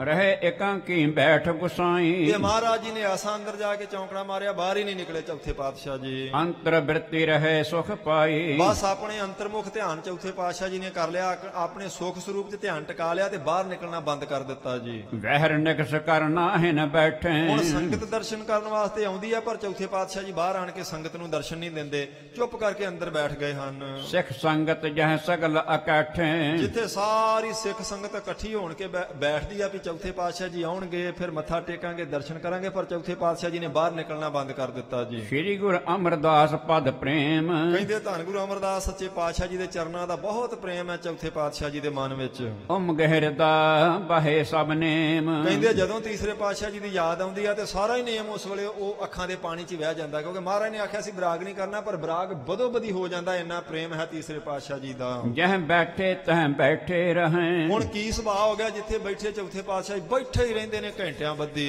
जित देखत तित दिश को ਤੇ लहें, ਜਿਸ ਪਾਸੇ ਦੇਖਣ ਲੱਗ ਪੈਂਦੇ ਨੇ ਘੰਟਾ ਘੰਟਾ 2-2 ਘੰਟੇ ਉਸ ਪਾਸੇ ਹੀ ਦੇਖੀ ਜਾਂਦੇ ਹਨ। ठाडे रहें के पौडह कब, ਜੇ ਖੜੇ ਹੋ ਗਏ ਤੇ ਕਈ ਘੰਟੇ ਖੜੇ ਹੀ ਰਹਿੰਦੇ ਨੇ, ਜੇ ਲੇਟ ਗਏ ਤੇ ਕਈ ਘੰਟੇ ਫਿਰ ਉਹ ਲੰਮੇ ਹੀ ਪਏ ਰਹਿੰਦੇ ਹਨ। के तक काल फिर तागह तब, ਕਹਿੰਦੇ ਨੇ ਕਿੰਨਾ ਸਮਾਂ ਜਦੋਂ ਏਦਾਂ ਹੀ ਸਾਧ ਸੰਗਤ ਜੀ ਬੈਠੇ ਰਹਿੰਦੇ ਨੇ, ਕਦੀ ਖੜੇ ਹੋ ਜਾਂਦੇ, ਖੜੇ ਹੀ ਰਹਿੰਦੇ ਨੇ, ਏਦਾਂ ਮਹਾਰਾਜ ਸੱਚੇ ਪਾਤਸ਼ਾਹ ਜੀ ਦਾ ਸੁਭਾਅ ਹੋ ਗਿਆ। पृथ्या महादेव श्री अर्जन, ਧੰਨ ਗੁਰੂ ਰਾਮਦਾਸ ਸਾਹਿਬ ਜੀ ਦੇ ਤਿੰਨੇ ਸਾਹਿਬਜ਼ਾਦੇ ਬਾਬਾ ਪਿਰਥੀ ਚੰਦ, ਬਾਬਾ ਮਹਾਦੇਵ ਤੇ ਸਤਿਗੁਰੂ ਗੁਰੂ ਅਰਜਨ ਦੇਵ ਸੱਚੇ ਪਾਤਸ਼ਾਹ ਜੀ, बंदे चरण बुलावह तिस छन, ਉਹ ਜਦੋਂ ਮੱਥਾ ਟੇਕਣ ਵਾਸਤੇ ਆਉਂਦੇ ਨੇ ਤਿੰਨੇ ਸੁਪੁੱਤਰ ਮਹਾਰਾਜ ਜੀ ਦੇ, ਜਦੋਂ ਨਮਸਕਾਰ ਕਰਦੇ ਚੌਥੇ ਪਾਤਸ਼ਾਹ ਜੀ ਨੂੰ, दे तीर तिन बोलें थोरा, ਕਹਿੰਦੇ ਬਹੁਤ ਥੋੜਾ ਆਪਣੇ ਸਾਹਿਬਜ਼ਾਦਿਆਂ ਨਾਲ ਵੀ ਬੋਲਦੇ ਚੌਥੇ ਪਾਤਸ਼ਾਹ ਜੀ, ਉਵੇਂ ਧੀਰਜ ਉਹਨਾਂ ਨੂੰ ਦਿੰਦੇ ਨੇ ਪਰ ਬਚਨ ਬਹੁਤ ਘੱਟ ਕਰਦੇ ਹਨ। बैठे रहें पर हैं एक ठोरा, ਕਹਿੰਦੇ ਨੇ ਬੈਠੇ ਰਹਿੰਦੇ ਨੇ, ਬੈਠੇ ਰਹਿੰਦੇ ਨੇ ਇੱਕ ਥਾਂ ਤੇ ਕਈ ਕਈ ਘੰਟੇ ਅੰਦਰ ਹੀ ਬੈਠੇ ਰਹਿੰਦੇ, ਬਾਹਰ ਸੰਗਤ ਚ ਨਹੀਂ ਆਉਂਦੇ ਚੌਥੇ ਪਾਤਸ਼ਾਹ। मत गत भई अंब अपर बिद सारी, ਕਹਿੰਦੇ ਇੱਕਦਮ ਸੁਭਾਅ ਹੀ ਬਦਲ ਗਿਆ ਚੌਥੇ ਪਾਤਸ਼ਾਹ। ਪਹਿਲਾਂ ਸੰਗਤ ਵਿੱਚ ਸਾਰਾ ਦਿਨ ਸੇਵਾ ਕਰਦੇ ਰਹਿੰਦੇ ਸਨ, ਹੁਣ ਮਹਾਰਾਜ ਜੀ ਨੇ ਉਹਨਾਂ ਨੂੰ ਆਪਣੀ ਥਾਂ ਤੇ ਬਿਠਾਲ ਦਿੱਤਾ। 13, 14, 15 ਦਿਨ ਤਾਂ ਠੀਕ ਚੱਲਿਆ ਸਾਰਾ ਕੁਝ। ਹੁਣ ਕਹਿੰਦੇ ਨੇ ਮਹਾਰਾਜ ਸੱਚੇ ਪਾਤਸ਼ਾਹ ਬਾਹਰ ਨਹੀਂ ਨਿਕਲਦੇ, ਇੱਕਦਮ ਸੁਭਾਅ ਬਦਲ ਲਿਆ ਉਹਨਾਂ ਨੇ। रहे एकांकी बिना चिनारी, ਇਕਾਂਤ ਵਿੱਚ ਹੀ ਰਹਿੰਦੇ ਨੇ ਚੌਥੇ ਪਾਤਸ਼ਾਹ ਜੀ। कबे प्रेम को बहे प्रवाह, ਕਦੇ ਕਦੇ ਅੱਖਾਂ ਵਿੱਚੋਂ ਪ੍ਰੇਮ ਦਾ ਪ੍ਰਵਾਹ ਚੱਲਣ ਲੱਗ ਪੈਂਦਾ। बाणी रचहे गुरु शिनता हूँ, ਤੇ ਫਿਰ ਬਾਣੀ ਉਚਾਰਦੇ ਨੇ ਚੌਥੇ ਪਾਤਸ਼ਾਹ ਜੀ ਇਕਾਂਤ ਵਿੱਚ ਬੈਠੇ ਵੀ ਕਦੇ ਕਦੇ। विच रागन के शब्द बनावे, ਕਹਿੰਦੇ ਬਹੁਤ ਸੁੰਦਰ ਰਾਗਾਂ ਵਿੱਚ ਸ਼ਬਦ ਉਚਾਰਦੇ ਮਹਾਰਾਜ ਚੌਥੇ ਪਾਤਸ਼ਾਹ ਜੀ ਪ੍ਰੇਮ ਵਿੱਚ ਆਣ ਕੇ। मधुर मधुर मुख ते धुन गावे, ਬਹੁਤ ਮਿੱਠੀ ਮਿੱਠੀ ਧੁਨ ਬਾਣੀ ਦੀ ਚੌਥੇ ਪਾਤਸ਼ਾਹ ਜੀ ਆਪਣੇ ਮੁਖ ਤੋਂ ਗਾਉਂਦੇ ਹਨ। वहर पयो सिखन मैं रौरा, ਕਹਿੰਦੇ ਬਾਹਰ ਸੰਗਤਾਂ ਵਿੱਚ ਰੌਲਾ ਪੈ ਗਿਆ ਜੀ, ਹੌਲੀ ਹੌਲੀ ਚਰਚਾ ਚੱਲ ਪਈ। ਕੀ ਚਰਚਾ ਚੱਲੀ? गुरु न आए वहर की ठौरा, ਸੰਗਤਾਂ ਕਹਿਣ ਲੱਗ ਪਈਆਂ ਵੀ ਗੁਰੂ ਸਾਹਿਬ ਬਾਹਰ ਨਹੀਂ ਆਉਂਦੇ, ਮਹਾਰਾਜ ਜੀ ਦੇ ਦਰਸ਼ਨ ਕਿੱਦਾਂ ਕਰੀਏ, ਗੁਰੂ ਸਾਹਿਬ ਬਾਹਰ ਕਿਉਂ ਨਹੀਂ ਆਉਂਦੇ? ਇਹ ਗੱਲ ਚੱਲ ਪਈ ਸਾਰੀ ਸੰਗਤ ਵਿੱਚ। सचन सच मानक चंद जोए, ਕਹਿੰਦੇ ਹੁਣ ਉੱਥੇ ਸੰਗਤ ਵਿੱਚ ਭਾਈ ਸੱਚਨ ਸੱਚ ਜੀ 22 ਮੰਜੀਆਂ ਵਿੱਚੋਂ ਇੱਕ ਜਿਹਨੂੰ ਦਿੱਤੀ ਸੀ ਉਹ ਵੀ ਉੱਥੇ ਆ, ਭਾਈ ਮਾਨਕ ਚੰਦ ਜੀ ਨੇ ਬੌਲੀ ਦਾ ਕੜ ਤੋੜਿਆ ਸੀ ਉਹ ਵੀ ਉੱਥੇ ਆ। ਸਾਰੇ ਸ਼੍ਰੋਮਣੀ ਸਿੱਖ ਵਿਚਾਰ ਕਰਨ ਲੱਗ ਪਏ ਵੀ ਮਹਾਰਾਜ ਬਾਹਰ ਕਿਉਂ ਨਹੀਂ ਨਿਕਲਦੇ ਚੌਥੇ ਪਾਤਸ਼ਾਹ। डल्ले वासी सिख सब कोए, ਕਹਿੰਦੇ ਡੱਲੇ ਪਿੰਡ ਦੀ ਸਾਰੀ ਸੰਗਤ ਪ੍ਰੇਮ ਵਾਲੀ ਸੀ ਉਹ ਵੀ ਆਣ ਕੇ ਬੈਠੀ ਹੈ। सावण मल अरमाई दास, ਬਾਬਾ ਸਾਵਣ ਮਾਲ ਜੀ ਜਿਹੜੇ ਤੀਸਰੇ ਪਾਤਸ਼ਾਹ ਜੀ ਦੀ ਅੰਸ਼ ਬੰਸ ਹੈ, ਤੇ ਭਾਈ ਮਾਈ ਦਾਸ ਜੀ, गंगो बसी खतरी दास, ਭਾਈ ਗੰਗੋ ਬਸੀ, ਸਾਰੇ ਜਿਹੜੇ ਸ਼੍ਰੋਮਣੀ ਸਿੱਖ ਨੇ ਇਕੱਠੇ ਹੋ ਗਏ ਤੇ ਵਿਚਾਰ ਕਰਨ ਲੱਗੇ ਵੀ ਹੁਣ ਕੀ ਕਰੀਏ, ਚੌਥੇ ਪਾਤਸ਼ਾਹ ਤਾਂ ਬਾਹਰ ਨਹੀਂ ਨਿਕਲਦੇ ਹਨ। मथो मुरारी एह चल आए, ਉਹ ਮੱਥੋ ਮਰਾਰੀ ਜੀ ਨੂੰ ਉਹਨੂੰ ਵੀ ਮੰਜੀ ਦਿੱਤੀ ਸੀ ਮਹਾਰਾਜ ਜੀ ਨੇ, ਜਿਸ ਨੂੰ ਸਾਧ ਸੰਗਤ ਜੀ ਸੱਚੇ ਪਾਤਸ਼ਾਹ ਜੀ ਨੇ ਕੱਲੀ ਮੰਜੀ ਨਹੀਂ ਸੀ ਦਿੱਤੀ, ਬਹੁਤ ਵਡਿਆਈ ਦੇ ਕੇ ਸੰਗਤਾਂ ਨੂੰ ਵੀ ਆਖਿਆ ਸੀ, ਉਹਦਾ ਆਨੰਦ ਕਾਰਜ ਵੀ ਆਪ ਕੀਤਾ ਸੀ, ਉਹ ਵੀ ਹੁਣ ਸੰਗਤ ਵਿੱਚ ਬੈਠਾ ਹੈ। फिरिया कटारा सिख समुदाय, ਇਹ ਭਾਈ ਕਟਾਰਾ ਜੀ ਆਦਿਕ ਸਾਰੇ ਸਿੱਖ ਬੈਠੇ ਹਨ। खेडा सोयरी दिज बरतह, ਭਾਈ ਖੇਡਾ ਜੀ ਉੱਥੇ ਹੋਰ ਸਾਰੇ ਸਿੱਖ ਹਨ। बेनी पंडित प्रेमी ਉਹ महा, ਜਿਹੜਾ ਬੇਣੀ ਪੰਡਤ ਸੀ ਪਹਿਲਾਂ ਸ਼ੰਕਾ ਕਰਦਾ ਸੀ, ਫਿਰ ਸ਼ਰਧਾਲੂ ਬਣ ਗਿਆ, ਉਹ ਵੀ ਵਿੱਚ ਆਣ ਕੇ ਬੈਠਾ ਹੈ। आद हिंदाल वहर के सारे, ਤੇ ਬਾਬਾ ਹੰਦਾਲ ਜੀ ਜਿਨ੍ਹਾਂ ਉੱਤੇ ਮਹਾਰਾਜ ਨੇ ਬਹੁਤ ਕਿਰਪਾ ਕੀਤੀ ਸੀ, ਪਰ ਬਾਅਦ ਵਿੱਚ ਜਿਨ੍ਹਾਂ ਦੀ ਅੰਸ ਬੰਸ ਵਿਰੁੱਧ ਹੋ ਗਈ ਸੀ ਗੁਰੂ ਘਰ ਦੇ, ਉਹ ਬਾਬਾ ਹੰਦਾਲ ਜੀ ਆਪ ਪੂਰੇ ਸਿੱਖ ਤੇ ਸ਼ਰਧਾਲੂ ਸਨ, ਉਹ ਵੀ ਬੈਠੇ ਹਨ। बासे गोविंदवाल मजारे, ਗੋਇੰਦਵਾਲ ਵਿੱਚ ਸਾਰੇ ਸ਼੍ਰੋਮਣੀ ਸਿੱਖ ਇਕੱਠੇ ਹੋ ਗਏ ਹਨ। मोहन अपर मोहरी दो, ਬਾਬਾ ਮੋਹਨ ਜੀ ਤੇ ਬਾਬਾ ਮੋਰੀ ਜੀ, सहत पुत्र के थित होए सो, ਕਹਿੰਦੇ ਉਹ ਮਹਾਰਾਜ ਜੀ ਦੇ ਪੁੱਤਰ ਵੀ ਵਿੱਚ ਬੈਠੇ ਹਨ। ਇੱਥੇ ਸਾਧ ਸੰਗਤ ਜੀ ਸਮਾਂ ਸੰਪੂਰਨ ਹੋ ਗਿਆ। ਕੱਲ ਸ਼ਾਮ ਨੂੰ ਆਪਾਂ ਇੱਥੋਂ ਕਥਾ ਪ੍ਰਾਰੰਭ ਕਰਾਂਗੇ ਵੀ ਹੁਣ ਚਰਚਾ ਚੱਲ ਪਈ ਆ ਵੀ ਗੁਰੂ ਸਾਹਿਬ ਬਾਹਰ ਨਹੀਂ ਆਉਂਦੇ, ਬਾਹਰ ਨਹੀਂ ਆਉਂਦੇ, ਸੰਗਤ ਦਰਸ਼ਨ ਕਰਨ ਆਉਂਦੀ ਹੈ, ਹੁਣ ਕੀ ਕੀਤਾ ਜਾਏ। ਇਹ ਸਾਰੇ ਸ਼੍ਰੋਮਣੀ ਸਿੱਖ ਹਜੂਰੀ ਸਿੱਖ ਉੱਥੇ ਇਕੱਠੇ ਹੋ ਗਏ ਨੇ ਗੋਇੰਦਵਾਲ ਦੇ ਵਿੱਚ। ਕੀ ਹੋਵੇਗਾ ਇਹ ਆਪਾਂ ਨੂੰ ਕੱਲ ਸ਼ਾਮ ਨੂੰ ਪਤਾ ਲੱਗੇਗਾ ਜੀ। ਸਤਿਗੁਰ ਸੱਚੇ ਪਾਤਸ਼ਾਹ ਜੀ ਦੇ ਜੀਵਨ ਦੀ ਕਥਾ ਕਰਦੇ ਆਂ, ਮਹਾਰਾਜ ਜੀ ਦੀ ਵਡਿਆਈ ਕਰਦੇ ਆਂ, ਸੋਭਾ ਕਰਦੇ ਆਂ, ਗੁਣ ਗਾਉਂਦਿਆਂ ਹੋਈਆਂ ਭੁੱਲਾਂ ਚੁੱਕਾਂ ਦੀ ਆਪ ਸਾਰੀਆਂ ਸੰਗਤਾਂ ਨੇ ਖਿਮਾ ਬਖਸ਼ ਦੇਣੀ। 2 ਪੰਕਤੀਆਂ ਦਾ ਪਾਠ ਸਰਵਣ ਕਰਕੇ ਫਤਿਹ ਬੁਲਾਈਏ ਜੀ। 8ਵੇਂ ਪਾਤਸ਼ਾਹ ਜੀ ਦਾ ਅਵਤਾਰ ਪੁਰਬ ਹੈ। ਕੱਲ ਨੂੰ ਸਵੇਰੇ 10 ਵਜੇ 10:30 ਵਜੇ ਭੋਗ ਪੈਣਗੇ। ਸਵੇਰੇ ਵੀ ਆਪ ਸੰਗਤਾਂ ਨੇ ਹਾਜ਼ਰੀ ਭਰਨੀ ਜੀ, ਤੇ ਕੱਲ ਸ਼ਾਮ ਨੂੰ ਵੀ ਦੀਵਾਨ ਲੱਗਣਗੇ ਇਸੇ ਪ੍ਰਥਾਏ। आद हिंदाल वहर के सारे, बासे गोविंदवाल मजारे। ਵਾਹਿਗੁਰੂ ਜੀ ਕਾ ਖਾਲਸਾ, वाहिगुरु जी की ਵਾਹਿਗੁਰੂ ਜੀ ਕੀ फतेह। ਫਤਿਹ।